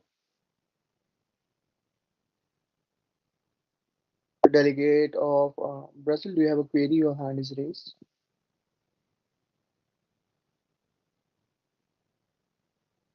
Great. Mistake. Yeah, that's fine. That's fine. Uh, we have the delegate of New Zealand. Yes, hello everyone. Hi, you're audible. Go ahead with your speech. First of all. Yeah, do you hear me? It's Yeah. okay. Okay. The delegates of the New Zealand want to present about the New Zealand economy problem. The New Zealand must prepare for the next global financial crisis. The New Zealand economy suffered less damage from the pandemic than analysts expected. But the new research warns that just we are emerging from the COVID-19, a new crisis is already on the horizon. Walking to the path to the next global financial crisis highlights the danger of economic crash which could see asset price collapse, businesses failed, and KiwiSaver funds and investment portfolio destroyed. Recently, homebuyers may find themselves owning more on their mortgage than their home is worth. According to the report, governments and central bank response to the global financial crisis of 28 laid the groundwork for the next financial crisis. With zero interest rates and money printing, assets prices have soared, consumer prices have risen, and public debt has reached dangerous level globally. The world's politicians and central bank are now struggling to return the more normal policies. The result is economically dangerous future. The governments must prepare for the next global financial crisis, even though New Zealand is too small to prevent it. The prudent course is to reduce debt, public and private. The COVID-19 financial support package has been keys of the toolkit and saved many businesses from bankruptcy. However, the governments should probably repay those debts in order to prepare for the next financial shock. Thank you. A great speech by delegate of New Zealand. Any questions for the representative of New Zealand?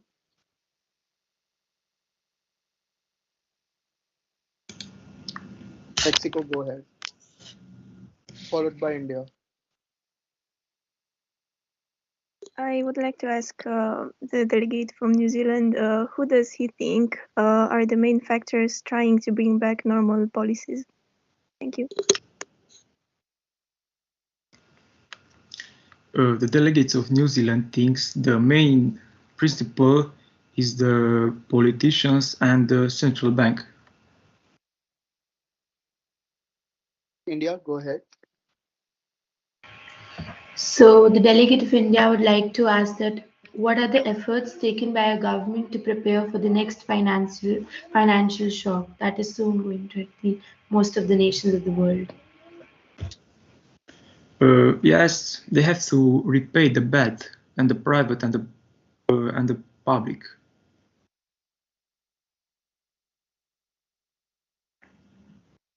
All right. We move forward with the next delegate. It's the delegate of Sri Lanka. You have the floor.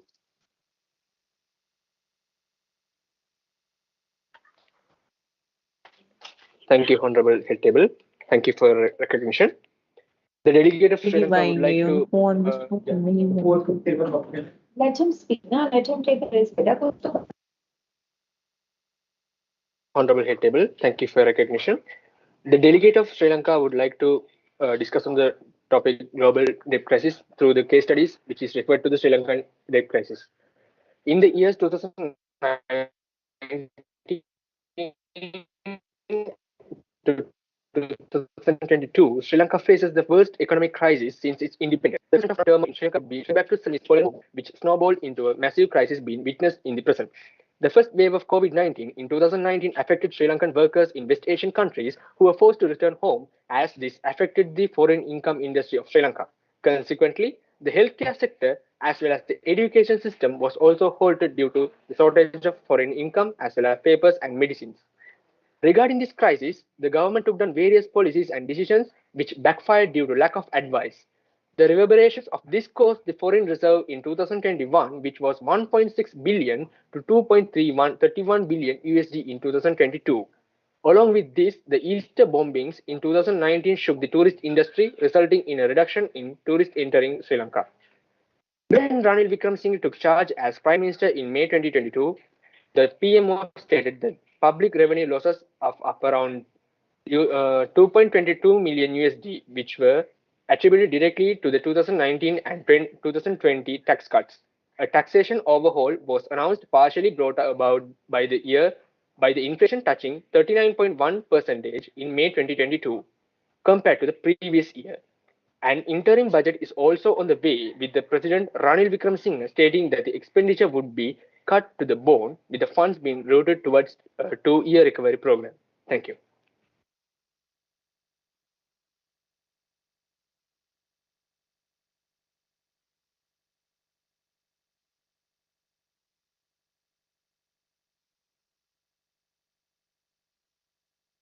So you're not audible. Your mic is muted. Sorry about that, delegates. I'll take India and the United Kingdom. The question.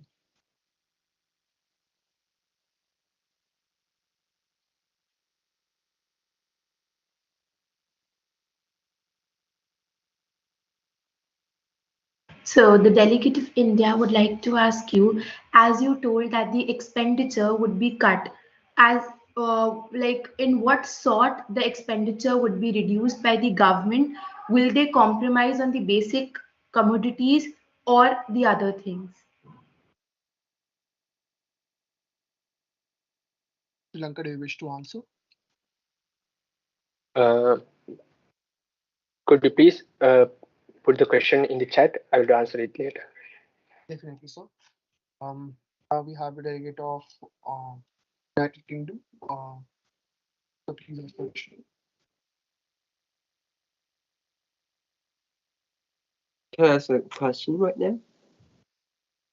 Yeah, go ahead, sir. Thank you. So my question to the Sri Lanka's delegates will be about the debt trap diplomacy that the Chinese government follows. So we as the United Kingdom find that the Sri Lanka has been victimized by the debt trap diplomacy that has been executed by the Chinese government. So does the delegation of the Sri Lanka acknowledge the truth that the Sri Lanka has been victimized by this debt trap diplomacy? Thank you. Good question, delegate. Sri Lanka, do you wish to answer it, or the delegate to send it to you via chat? I wish the delegate would send the question in the chat. I'll answer it later. Sure. Yeah. Good job, delegate of Sri Lanka. Well done, UK. Well done, India. Good questions. A good speech. We move forward to the delegate of Belarus.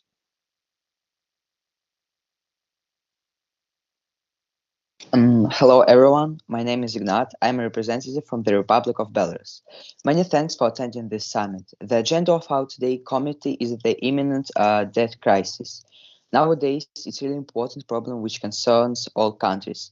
So that is why Belarus is prompt to define the right path in solving global challenges. We believe that the cooperation of countries and the mutually beneficial agreements between them can lead to the transitions forward extremely profitable outcomes in the future and settle all these current problems that our nation has right now. We want to present you the best options to prevent. We want to present you the best options to prevent that crisis. One of the ways to avoid recession is the tightening of fiscal policy and reduction of state budget expenditures on some not really crucial spheres at the moment. To achieve that, we require changes not only in fiscal but in monetary policy as well. At the same time, a careful supervision in order to tame inflation. Another solution is the budget restructuring. Restructuring is the fastest way to reduce debt in the public sector. However, from the creditors' point of view, is the worst for some reasons. Thanks to restructuring, all debt problems might be solved and resuscitated, even with the national economic activity in the long term.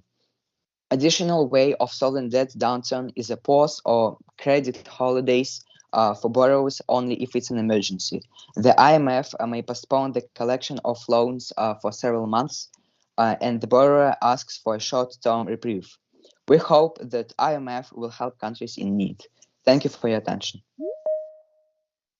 a very good speech by the delegate of Belarus. Uh, Moving forward, sorry, any questions for the delegate of Belarus? Yeah.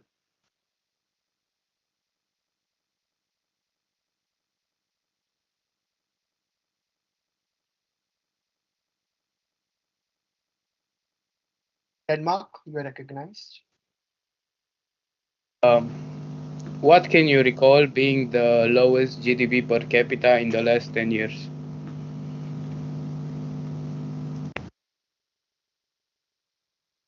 I need to think about this question, so could you please put it in the chat? Thank you.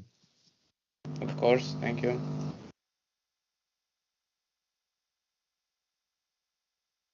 Moving forward, we have the delegate of Second Russian Federation. Sure. Good afternoon, dear colleagues. I'm Dmitry Karasov, and I'm allotted to Russian Federation. Many thanks for attending this summit. The agenda of our today committee is a mid-term global debt crisis. It's a serious problem that will affect many states around the world. Market recessions, demand shocks, and supply disruptions are some of the world's problems. That is why Russia is ready to assist in solving world problems. We firmly believe that cooperation and mutual respect in world politics is the only way to solve our problems. There are several solutions how we can prevent the debt crisis. The most difficult one is maintaining economic growth rates outpacing the growth rate of public debt. Unfortunately, many countries can't do it right now as crisis has already begun there. Another way is maintaining negative real interest rates in the long terms. It requires a tight monetary policy and careful supervision in order to not let inflation out of control and prevent the bubble bursts. Thank you for listening. Speak for delegate of questions for the delegate of Russian Federation.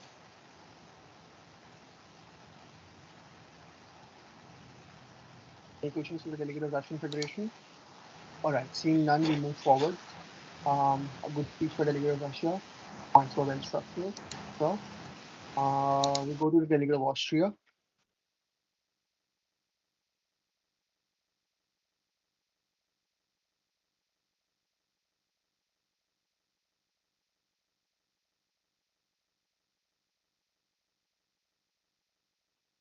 Austria, are you still there? Are you talking about? I have some. No, I'm talking about Austria, not Australia. Austria. Yes, I'm here. Yeah, you're next on the speakers list. Okay. So we, the delegate of Austria, we believe that the world appears slated to return to growth in 2021, albeit on a lower trajectory than was envisioned before the crisis. But there are several potential downside risks that might lead to the global economy to underperform. These include ongoing bottlenecks to global vaccination, the COVID-19 virus, and renewed inflation surges. Debt defaults principally by rising interest rates could have assumed. Economies impaired by the recession have had to cope with shrinking tax base and new borrow requirements. On the upside, a ramping up for vaccination schedules could hasten the ones of terribly hasten and demand late recovery. But developing countries require access to vaccines, or the optimistic outlook will be undermined. The season of low interest rates and low inflation could lengthen the period in which governments are positioned to provide essential monetary and fiscal support. Period of low interest borrowing may end sooner than what to war in Ukraine, we have a huge problem with energy supplies and huge food problems. As a result, products prices rose, which led to the growth of inflation in several countries around the world. In the future, this may lead to a new global financial crisis. We yield the floor back to the chair. Thank you. You spoke for 95 seconds, delegates. I can't accommodate any questions. We move forward with the next delegate. If anyone has any questions for the delegate of Austria, make sure you send them via chat so we recognize them. We have delegate of India. Go ahead. Good evening to the delegates of the House and thank you for the recognition Executive Board. The delegate of India would like to divert your attention and speak on the agenda Imminent Global Debt Crisis. Imminent global debt crisis is the term used to describe the global debt crisis that is soon going to hit most of the nations of the world and it will shatter the world economy. According to IMF's report, there is a downgrade in the overall growth of the world economy. As growth forecast predicted by the IMF is lowered from 6% last year to 3.2% in 2022. But as the delegate of India, I am proud to tell you all that India is expected to grow at about 6.8% according to IMF's October 2022 report as compared to other countries. For example, Japan's economy is to grow 1.7%.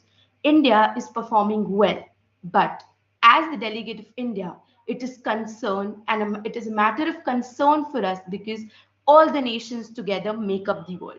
The managing director of the IMF, Mrs. Kristalina Georgieva, remarked that India will be the bright spot in the dark horizon when the whole country will be affected by the global debt crisis. All this has been possible mainly due to two factors: digitalization and the structural reforms made by India to uplift its infrastructure. Thank you. Good job, delegate. Any questions for the representative of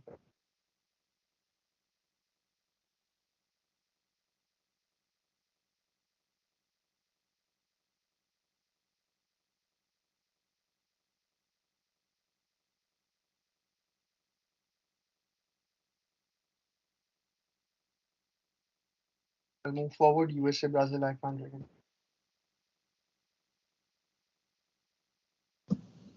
The delegate, the delegate of Brazil's question to the delegate of India.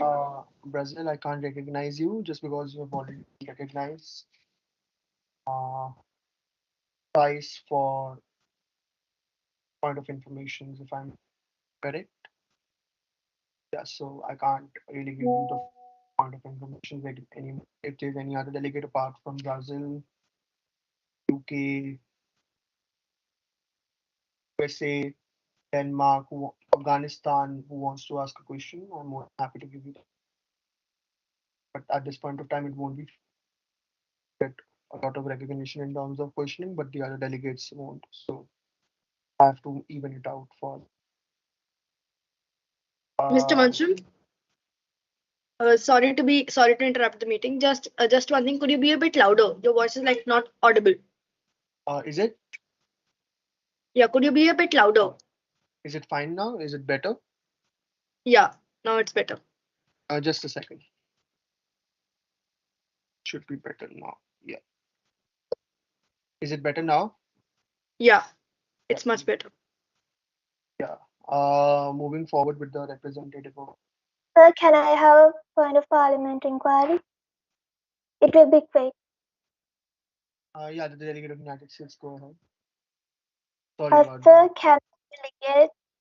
can the delegates use personal pronouns like I, you, my, in their speeches? Like, should we use a they third should person? avoid. All right, they should avoid.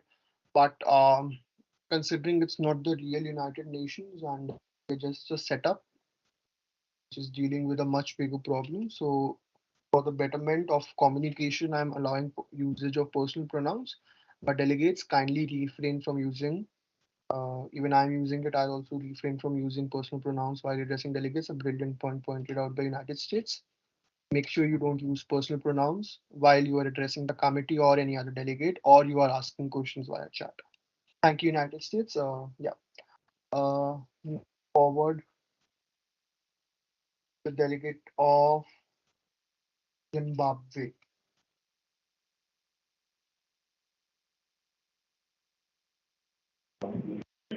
Yes.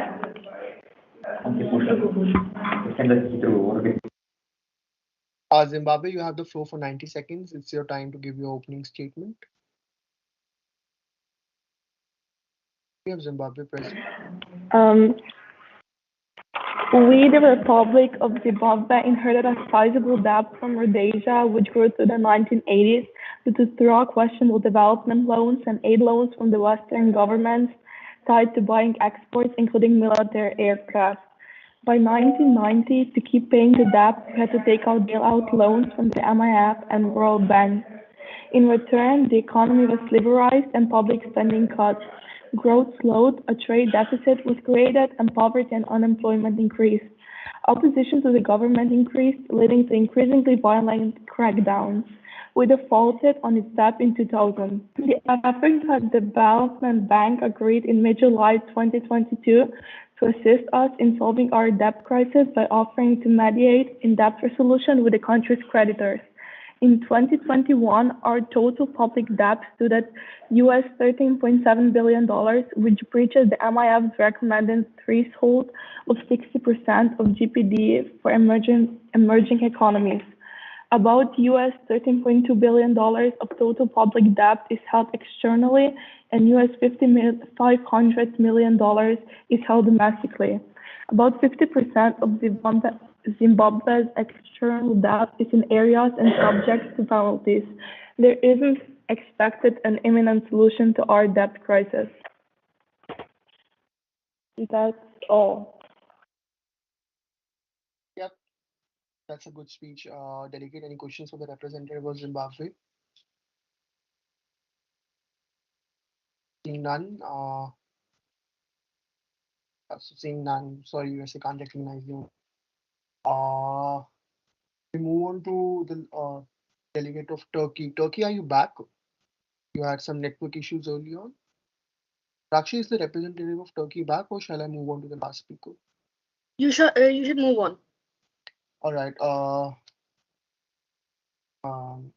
Delegate of United Kingdom, you're the last speaker. Yeah. So should I submit my opening speech? Yeah. Go ahead, sir. The floor is yours for the next. Thank you. As a delegation of the United Kingdom of Great Britain and the Northern Ireland, we'd like to say that it's a great honour to take place in this eminent committee in order to solve our problems via diplomatic ties, diplomatic relations, and diplomatic solutions. So, we as a delegation of the United Kingdom would like to say that the world and globe and all of the countries is going through hard times, including the United Kingdom as well. And the only solution that can be used is diplomacy. And there are a lot of reasons for this eminent global crisis. But one of them is geopolitical, one of them is economic.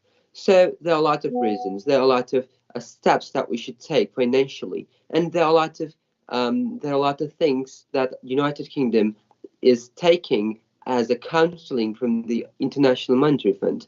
But we'd like to say that there are a lot of factors, including both pandemic and Russia's disruptive invasion on Ukraine, that they both impacted our world economy.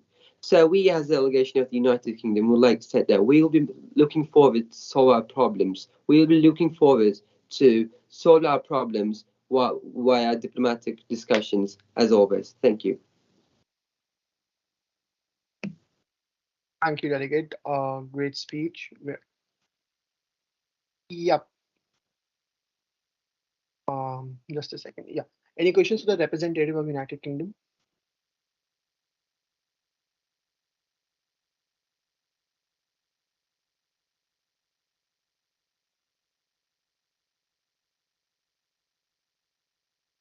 I can only take one. USA, you have asked twice. Pakistan asked twice. India, you have asked twice. So I recognize Pakistan. Yeah, Pakistan, go ahead. The delegate of Pakistan would like to know how the Ukraine war affected UK. Thank you for this question. So it is kind of um, actually surprising to the United Kingdom that the delegation.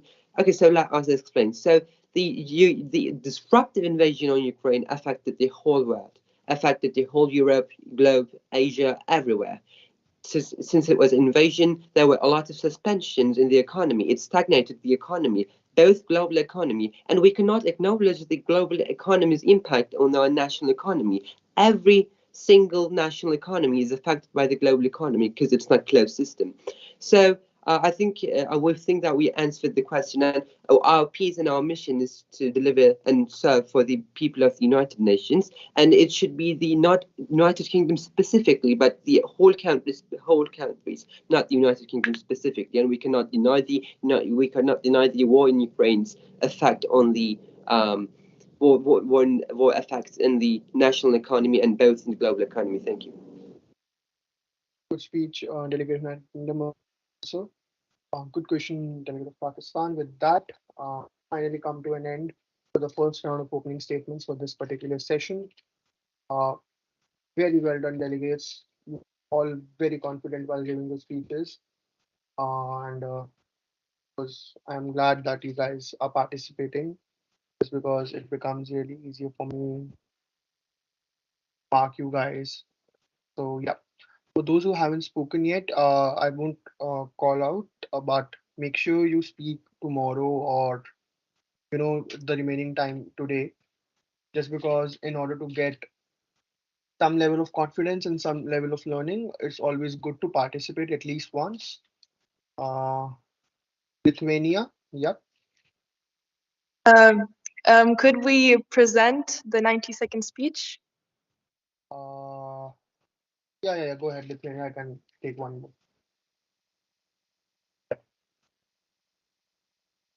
Hello, I'm going to present the topic of the monetary system. Financial problems affect the world way more than you think. It can cause financial depression, which can lead to war thefts. Some countries may actually go bankrupt. The UN and European Bank are doing all their best to solve this problem by providing loans, but because of the global crisis and countries not being able to pay back the debts in time, it puts other countries in grave danger. Today, we're going to present Lithuania's financial state with regards to taking loans on the global stage. To begin with, due to the pandemic outburst, Lithuania suffered a financial shortage. Before the pandemic, Lithuania was 18 billion in debt, but in 2020, the country got 5 billion deeper.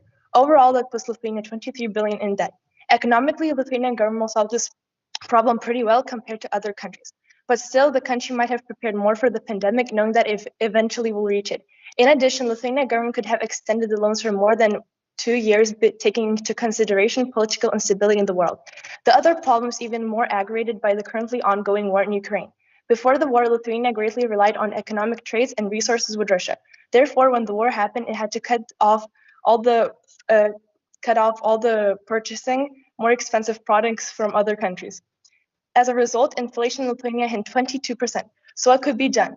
The country should become more independent by producing at least electricity by itself using solar panels and windmills.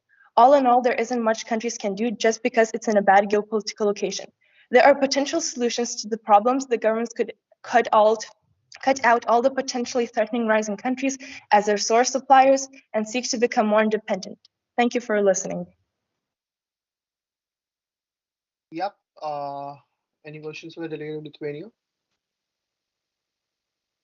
Seeing none. Oh,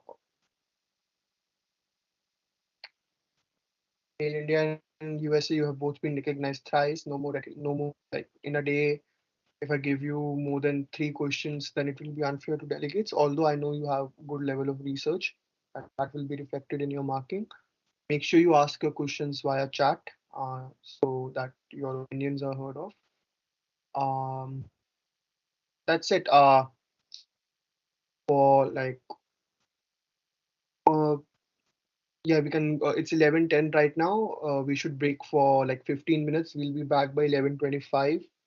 Post which, I'll be giving you a very small feedback of 1 or 2 minutes on things you can research upon or work upon tomorrow. Come.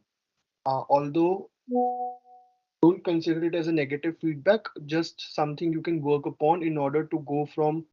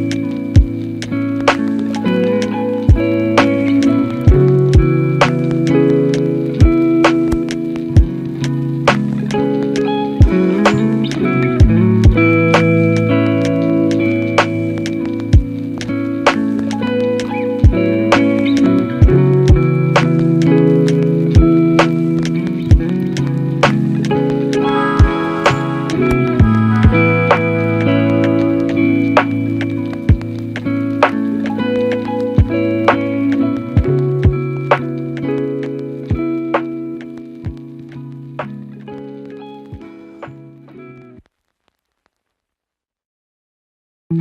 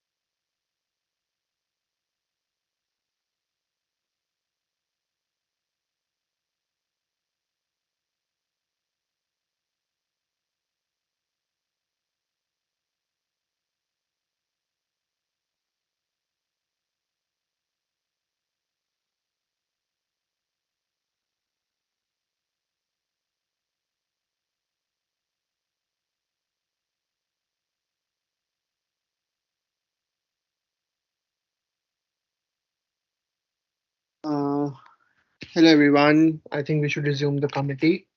It's already 5. 5:45 as per or 5:55 as per Indian time. We have only 35 more minutes so before we close it. So please turn on your cameras and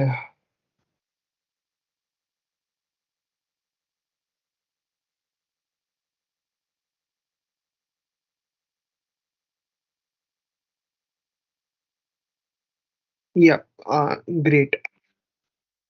Uh, am I audible to everyone before I start?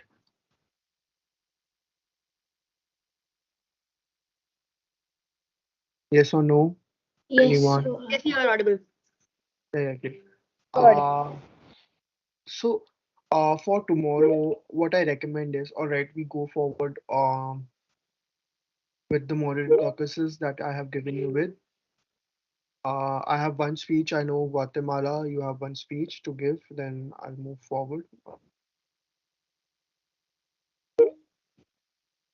You are the last speaker, TSL. Yes, Uh, thank uh, you for the opportunity. not right now. Just a second. Okay. Lithuania. Would I, who are Chairman, we? could you speak louder, please? Chairman, could you speak louder? Am I audible? Thank you, thank you, thank you a lot. Yeah. Lithuania, yeah, you can speak. To what point do you rise? I guess recognized. I would like to present it to 90 seconds. You already presented your 90-second speech, I guess. I have written. No. I am Germany. I'm with Lithuania because my connection is bad. For your Germany. All right, so I have Guatemala, followed by Germany. Yeah, you can present your speech after Guatemala. Sure. Okay. Yeah, go ahead. Guatemala, go ahead. You have the floor for 90 seconds. Then I'll give you a feedback after all the remaining speeches. Then we'll move forward with the committee and see as to where it goes. Yep. Guatemala, really, I apologize. You have started again and again. So, yeah, you have the floor. Okay. Thank you for the opportunity.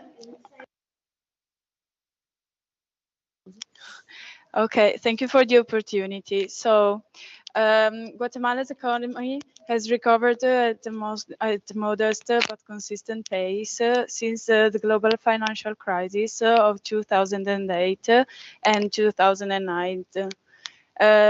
GDP growth increased from 3% to 76 billion.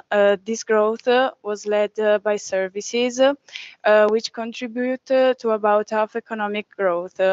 Actually, the economic of Guatemala is dependent on agriculture and the sale of its product to multinational enterprises.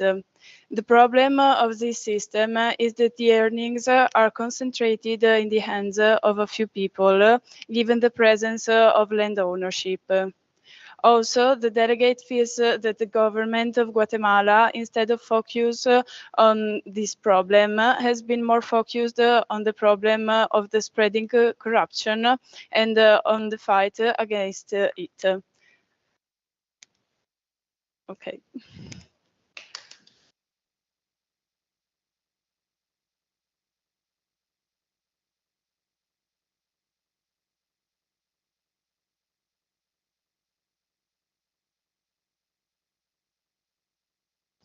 Sir, you're muted. All right, someone is muting me again and again. Whosoever is doing, please stop it. Yeah, Guatemala, you had a good speech. Germany, you're the next speaker. Yes. Yes. Okay. Hello. Today I'm going to talk about International Money Fund. Let's talk about UNI and their impact on global debt crisis. The UNI tries to sell high quality education, but one of the biggest problem is that high debt can negatively affect the economy. Moving to Germany, the most debt moment was pandemic. Why? It was because there were a lot of debts. So they start buying vaccines. They start borrowing money to keep the economy going, to support small business, and to protect people's lives. They borrow money up to 470 billion in 2020 till 2022. As far as Germany is concerned, the war in Ukraine affected their economy because they don't have many resources right now, afraid of getting angry with Russia because it might lose a lot of resources.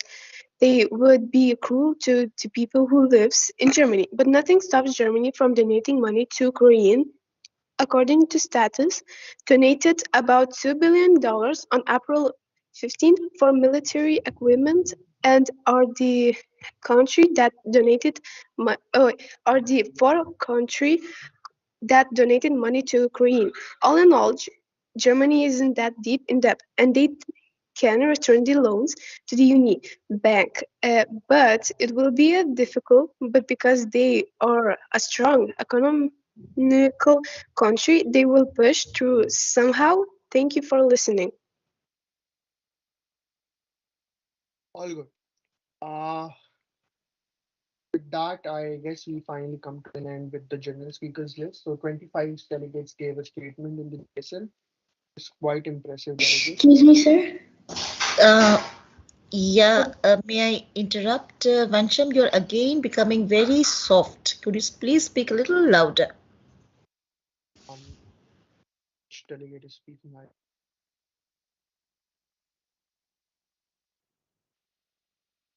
Which delegate was that? That was actually Shalini ma'am. It was me, Shalini ma'am. Hi, ma'am. Hi, Vansham.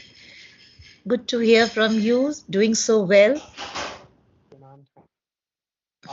Sorry about that.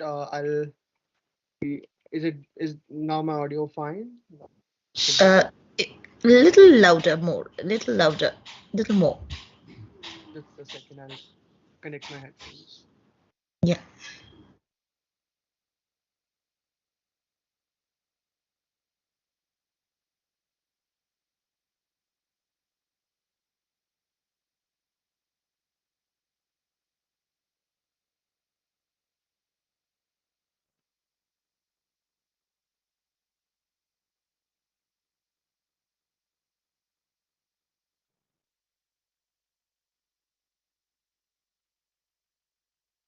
I mean, is it now better?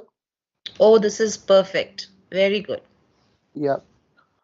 Yeah. Thank you, ma'am. Thank you for pointing it out. Now we move forward. Excuse me. Much done.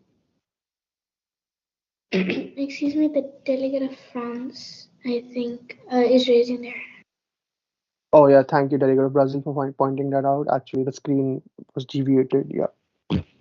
Can I do my speech now? I'm ready. Oh, yeah, ready? Great.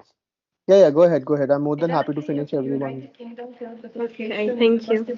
So the delegate for France thinks that global inequalities are very large and represents one of the major obstacles to sustainable development and the fight against poverty. One of the France's objectives with regard to agriculture is the reduction of emissions by at least 50% by 2050, compared to the values of 2013, with actions to cut emissions both in agriculture production and in livestock. On the other hand, as regards industry, France aims to cut emissions by 24% by 2028 and by 75% by mid-century compared to current levels, with a particular commitment to promoting the circular economy. Through these methods designed for a Green New Deal and aimed at supporting economic growth and employment, in particular, the data on the trend scenarios over the next 2 decades show how the acceleration of investment will lead to change in GDP going from 0.5 to 3%. This change will occur at the same time as the reduction of emissions and a significant increase in employment, up to 350,000 new jobs, and growth in the economy. In conclusion, France is a country that is already rich enough, but is nevertheless committed to fully achieving the objectives of the 2030 Agenda. Thanks for your attention.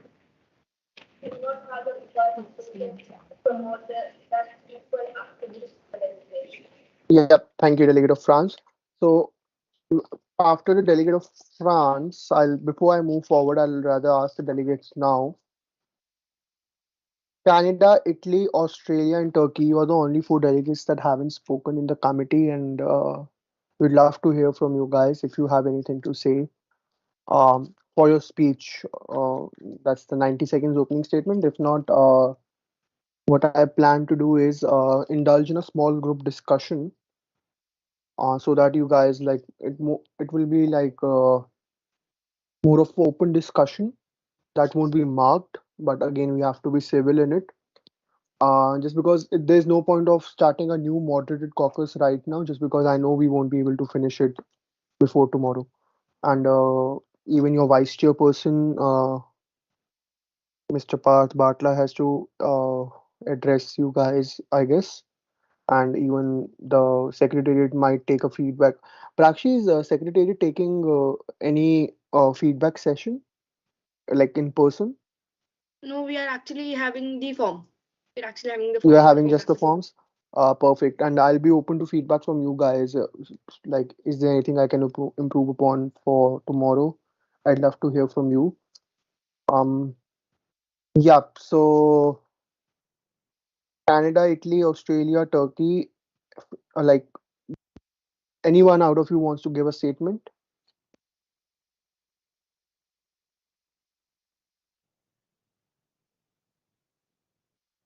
Anyone? So no. UK, you raise your hand. To what point do you rise? Since you said you can give us feedback, so I was willing to give some give my opinions about the conference. Yep. Actually, is it fine if I take a feedback, like not on secretarial level, but just on the flow of the conference? Yeah. Like, Definitely, definitely. Yes. yeah. So, Yeah. Go ahead, UK. okay, thank you. So that's my seventh MUN conference, and I have joined plenty of the MUN conferences before. So I want to say something. It was actually quite surprising for me to see an opening speech going on for 2 hours. I see that there are a lot of delegates in the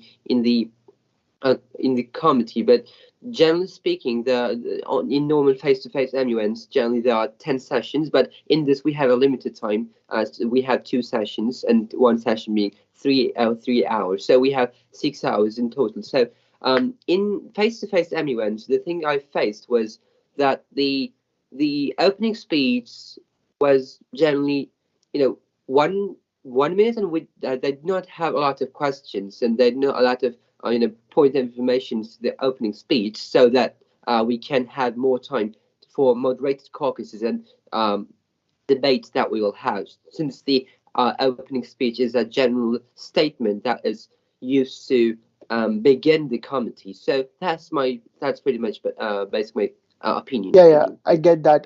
As I said, if you were part of the training session that occurred like a month ago, I guess, before the conference, or like 20 or 25 days ago, therein, while explaining the rules of procedure, I mentioned this fact that I understand for those who have already attended conferences, you might have going through such procedures for the very first time. The only reason this procedure was designed was to fit for those who are doing it for the first time, just because we have very limited number of people who have done MUNs before. Like 95% of the delegates in the overall conference are doing MUN for the very first time. So the idea behind giving you a 90-second speech and giving, like, allowing at least one question apart from the last two speeches, I pretty much had questions on every speech, was it served two purposes. A, the delegates got more time to speak, and B, it would help you guys with a lot of confidence while you go forward. I understand that this kills on a lot of the debating time, but as you said, we have only two sessions, one today and one tomorrow. So at the end of the day, the debating time is already very screwed. So what we have to do is either we have to talk about, rather touch 10 topics which like incompletely. I am a kind of person who will just discuss two topics, but will discuss them extensively, like discuss them towards the end of it, just because that would be fruitful for everyone who have come over here and they'll have a very good experience when they go back. So that was the I see purpose the point. behind it, and I apologize if you don't like the setup or something, and I'll No, make no, sure no, that. no, definitely not. No, definitely. So, All right. okay, I see the point. So it's generally used to train people to MUN, used to about it's about training. I think it's something good to build up to build up confidence and the getting to know what is MUN or think. Okay, thank you. I see the point. Yeah, yeah. Thanks a lot, Delegate of UK. That was a very valuable feedback. Before I take feedbacks from delegates, there are some things I would like you to know before you go back as representatives of your countries who were sitting in IMF. Um, I know for some of you are very young to understand these concepts, and some of you might have studied it across your high school. Basically, who have economics in high school, they would understand concepts like inflation, GDP, monetary deficits, trade deficits, and everything. The terms that have been set out in this committee. Uh, it's always good to ask when you don't know. I hardly saw any delegate questioning, there was only one question, I guess, that what's the GDP of your country, and that too the delegate didn't have an answer to. That is something you should know before you come to this agenda committee. It's regardless of the fact that your country, like wherever your country is, you should know certain things before you enter in a committee. IMF, you require more economic approach, as it was mentioned in your background guide. The last page had pointers. What is inflation? What is GDP? What is monetary trade deficits? What are trade payables? Everything else. Second thing, like in general, I want to just put it out on an open discussion. Like since we have only 15 minutes left, so let's have an open discussion. What do you think is like being in debt? Is it a good thing or a bad thing for a country? Being in debt, is it a good thing or a bad thing? Can I answer? Yeah, raise your hand, delegates. It's open discussion. Yeah, yeah. UK followed by who was the other delegate? Yeah, so I'll take everyone. Like, I'll go by UK, Russia, India as as they appear in my screen. I'll go UK followed by Russia, India. Make sure your comments are precise. It's an open discussion. You won't be marked for it. This is basically designed for those who haven't spoken at all, to make sure you contribute something towards the committee. If not your opening statement, just in an open discussion, that's fine. Yeah, UK, go ahead. What do you think? In being in debt, is it a good or a bad thing for the country? So since I'm speaking personally, I can lose my British accent right now, so I can go on with my normal accent. I think the being in debt for a nation is, I don't think it's something abnormal or something so bad for a country. The thing I think is if it's followed by, diplomacy, like that trap diplomacy that is followed by China. There's a lot of disturbance on someone's mic. Sorry, UK, but I guess it's your mic only, or is someone on unmute? Somebody's microphone is open. Yes, go. Yeah, it's Okay, now fine. no. Okay, so I think that being in debt for a nation or a country or a government or something, I think it's not something abnormal or it's not something that is so uncommon. But at the same time, I think that if it's followed by an evil diplomacy, evil a technique that is used by a specific government, I think it's a problem. Like the Chinese government's debt trap diplomacy, and we can say that African countries that crisis is generally caused by this. And I think that's the problem. Of course, it's the economy, and there are a lot of problems in every single country, both in powerful countries and both in poor countries. But I think the thing should be solved is via the collaboration and the coalition of the countries which are in the, for example, International Monetary Fund. Yeah, that's all for me. Yeah, yeah, those are valid points, especially when you talk about the Chinese debt trap policy. Um, Again, for China, it's again a very good thing. They're loaning out Exactly, funds. It's a strategic and exactly. it's a strategic policy. At the end Yeah, of it's the a day, strategic that's focus. also known as the string of pearls. Pretty much every country except India is in a loan deficit with China. Pakistan Exactly. is, definitely Sri Lanka, and the reason behind this is, And again, especially African. yeah, mostly African countries like Djibouti, Ethiopia as well. They are also a part of uh, these debt trap policies by Chinese government. Mhm. Yeah. So this is just one comment from my side. Most of the pol invasions or interventions, the world wars that occurred, they were never occurred to gain strategic or political or military advantage over another country. Most of the conflicts in the world that are going on right now are derived by economic perspectives. Exactly. Most of the conflicts, like even the Russian I don't Ukraine, yeah, like with to Russia. use the word invasion, but I'll rather use the word intervention. The Russian intervention in Ukraine is again a very economically driven move by Russian Federation rather than the crisis was going on since the past 10 years in Crimea. So and Of Russian course, it's not military, a military operation. It's of course about the economic power, and I think we are yeah. all are aware. So yeah, and anyone else apart from UK who wants to give a input on this discussion? India, Russia, Pakistan. Yeah, I'll take Russia, followed by India, followed by Pakistan. Yeah. Okay, as for me, I think that debt isn't a bad thing at all. I strongly believe that the main thing is to maintain the balance and solvency. So uh, you should have money to pay, and you should be able to pay money. So it's the main thing in the loans, and I think that the loans help raise money for development country or and and markets growth. So I don't think that debt is some kind of evil, but you should be careful about it. Yeah. So you try to select. You should have debt, but too much debt is bad for you. The Yep, excessive debt. absolutely right. Especially, I want to bring in the case of Greece over here that happened in 2008. Greece is critically, evaluated as one of the worst financial or, economic crisis that ever occurred. Greece took a lot of loan from World Bank and other European countries, and right now they even don't have the money to run their own country, and the countries are asking how are you going to pay back. So the Greece politicians and uh, the Greek government doesn't have an answer to it. Same is the case with various African nations like Djibouti, Ethiopia, Somalia. These countries are in a lot of debt already, uh, more by private investors. But they don't have any policies to get out of it. And do you think sometimes debt can act as a country's way out of a crisis?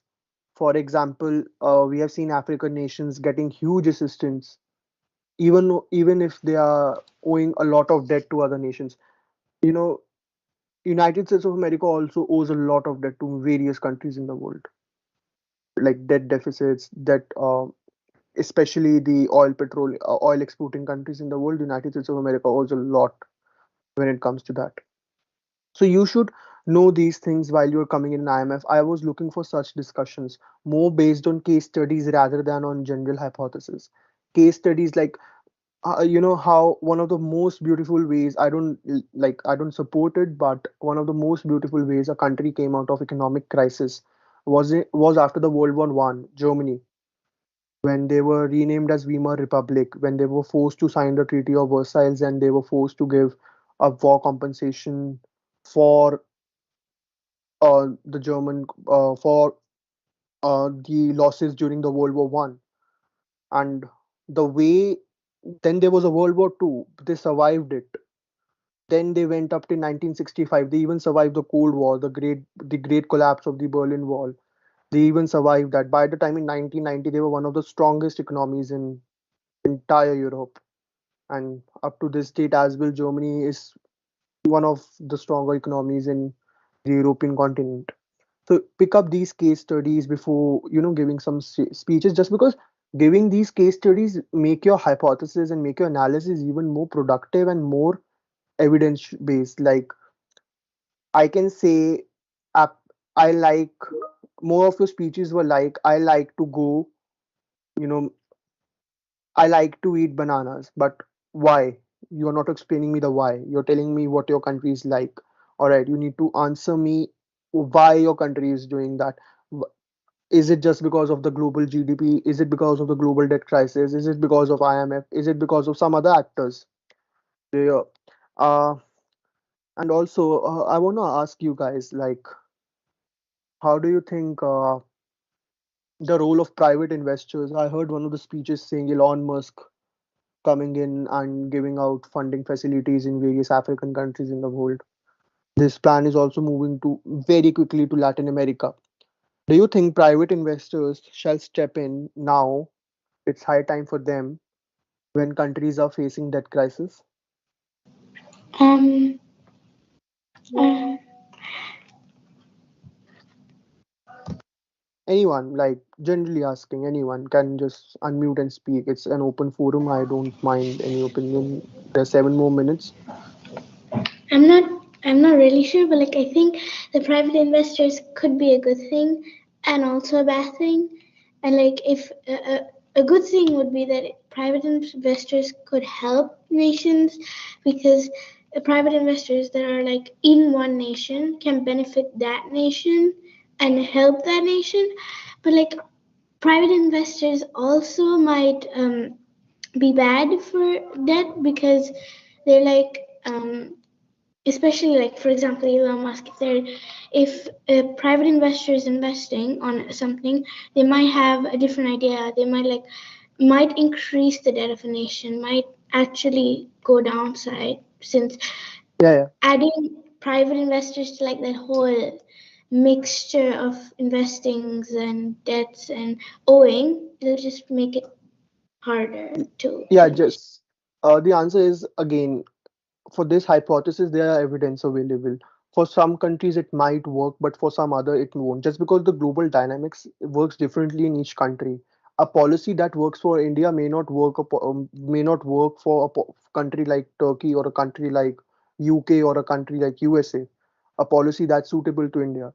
So you should go through these case studies of why SpaceX became one of a country, or Elon Musk being a private investor in the United States, how much he is contributing to the global economy, how he is contributing to the United States of America. Elon Musk is just an example. There are various other people, private investors. You should just read them, not maybe discuss them tomorrow. We are not going to discuss their role, but it's something you should go back and have a look at just because it will give you immense knowledge about this agenda. I'm not saying that your research was not up to the mark. Trust me, as a first timer, I didn't have 10% of what you guys have in terms of confidence, research, analysis. I was just sitting hopeless in a room full of delegates debating. And trust me, I'm so proud of you, like each and every one of you guys who are present over here who gave a statement. It showed that you have research, it shows you have analysis. I'm just giving you points that can improve your analysis in the upcoming MUNs, in upcoming sessions. Any feedbacks for me? How can I improve the flow of the committee for tomorrow, since I'm Also, that's the question, by the way. yeah, yeah, yeah, yeah. May I go Since first? you Okay, UK, US, Brazil. Yeah, that's the way it's appearing in my screen. So okay, UK, US, Brazil. so can I ask a question? Since you talked about the marks or something, so I'm guessing that there will be some awards that will be given at the end of the conference. So could you just kind of elaborate on that? Thank you. That's a surprise. I can't. I can't tell. I don't even know how many awards I have to give. That's something between the secretariat that will inform me. I am formulating a marking. Don't worry about that. Your marking will be also. I'll share my marking with the secretariat. Then they'll show it with you guys. All right. My marking would be submitted. I'm marking each and every speech. So what I'm basically doing is I'm keeping it very simple. I'm not making it overcomplicated. So I'm marking. You might not have heard this before. This is my style of marking. No one really follows it in MUNs, but that's easier for me when it comes to awards. Just a second. I'll just tell you Okay, so what's the marking I'm following.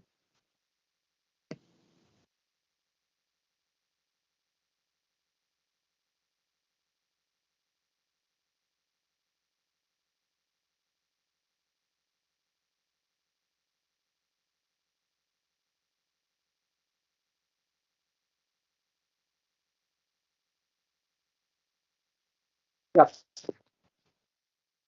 Uh, so I'm marking each speech. Am I audible to everyone? Yes. Yes. Yeah. Uh, I am marking each speech out of 20 based on your research analysis and how much closer are you in solving the problem or addressing the problem at least. But don't worry, it could be a high possibility. Say for example, tomorrow there is one delegate who ended up giving 5 speeches, and there's one delegate who ended up giving 4 speeches. All right. So mathematically, the person who has given 5 speeches will have an advantage. No, what I'm doing is at the end of the day, how many speeches you have given, I also have that record. The marks you get, for example, you get uh, 60 marks in your 5 speeches. I divided by 5. So I'm basically coming like bringing it down to small averages. The person with the highest average in terms of speeches will get that marks. There are marks for other things as well: foreign policy, diplomatic courtesy, adherence to the agenda, adherence to the conference rules. Uh, Questions are not really a big part of my marking, to be very honest, just because uh, questions are subjective. A good question for me may be a bad question for you. So I really don't mark people on questions. But your chits are being marked until unless I find something really, superb in your chits. That is marked by your vice chairperson Parth. By the way, Parth, thank you for turning up. I know I haven't given you any floor time at all. So you know what? You have 1 minute left, so you can give your feedback. Sorry about that. Yeah. Yes, sir, it's all right. I understand. All right. So I think all the delegates had pretty valid points and had pretty valid questions, which highlighted the parts of agenda we wanted to be highlighted.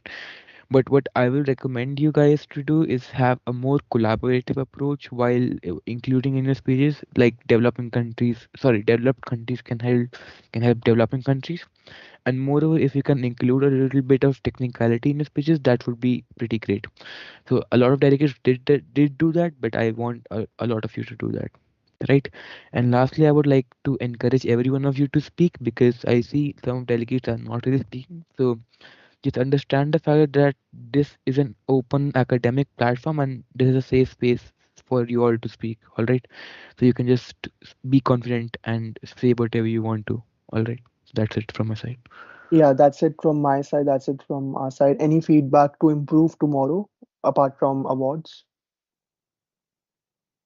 USA, you were recognized. I'm sorry, Brazil, you were recognized for the feedbacks. So actually, I want a explanation about the procedure about the moderated caucus topic. Yeah, yeah, go ahead.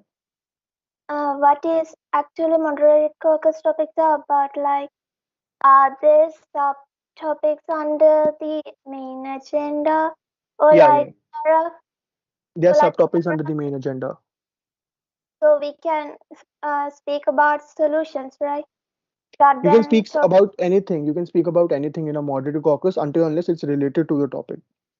Yeah, you can give me solutions to every moderated caucus topic. I'm more than happy to uh, mark those. Brazil? Because I noticed that we weren't really solution based today. We were Yeah, yeah. actually focusing about the current status of our countries rather than putting forward some feasible solution. Like the resolution is the main thing of the of a session. So I would like to tell all the delegates to put forward some more feasible solutions that can be implemented on both developed and underdeveloping countries too. Like they should be a lot more feasible and practicality. Like should have 100% practicality. Okay, upon 100% practicality, I don't think so that's possible. Even in real world, there are some solutions, 100% practicality is not achievable all the time.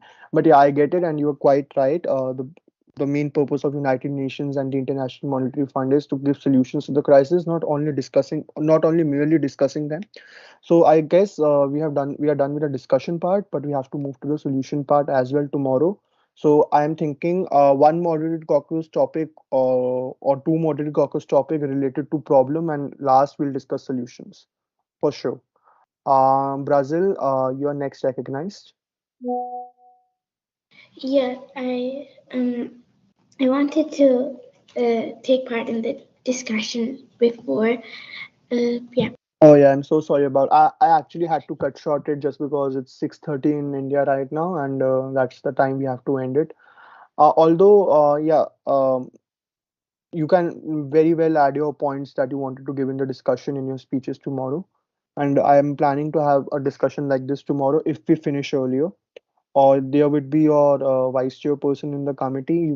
He is also a very well aware delegate and a very well aware diplomat. So he'll also will be a part of the discussion tomorrow. Your vice chairperson will be mainly handling this stuff. I'll be just recognizing you and marking your speeches. The committee will be run by Parth tomorrow. So basically, yeah. So Yeah, I have a question.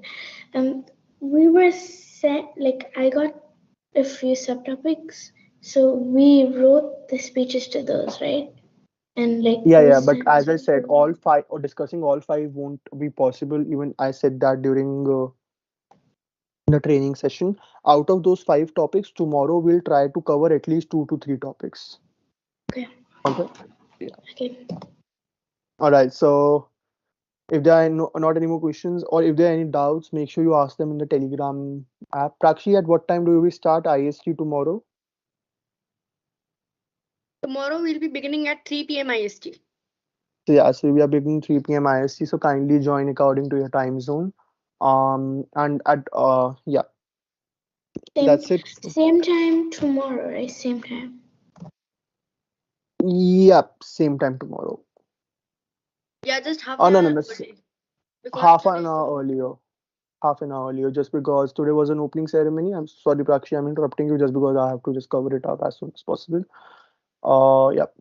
And I would like everyone to recognize teachers who are present over here. Shalini ma'am, Ruwa ma'am, Shuhangi ma'am, thank you for staying up with us. It really means a lot to be back at school after a long time, and thanks a lot for being with us today. Thank you. Thank you so much, Vancham. Thank you. Thank you, everyone. Thank you, guys. Thank you. Thank you.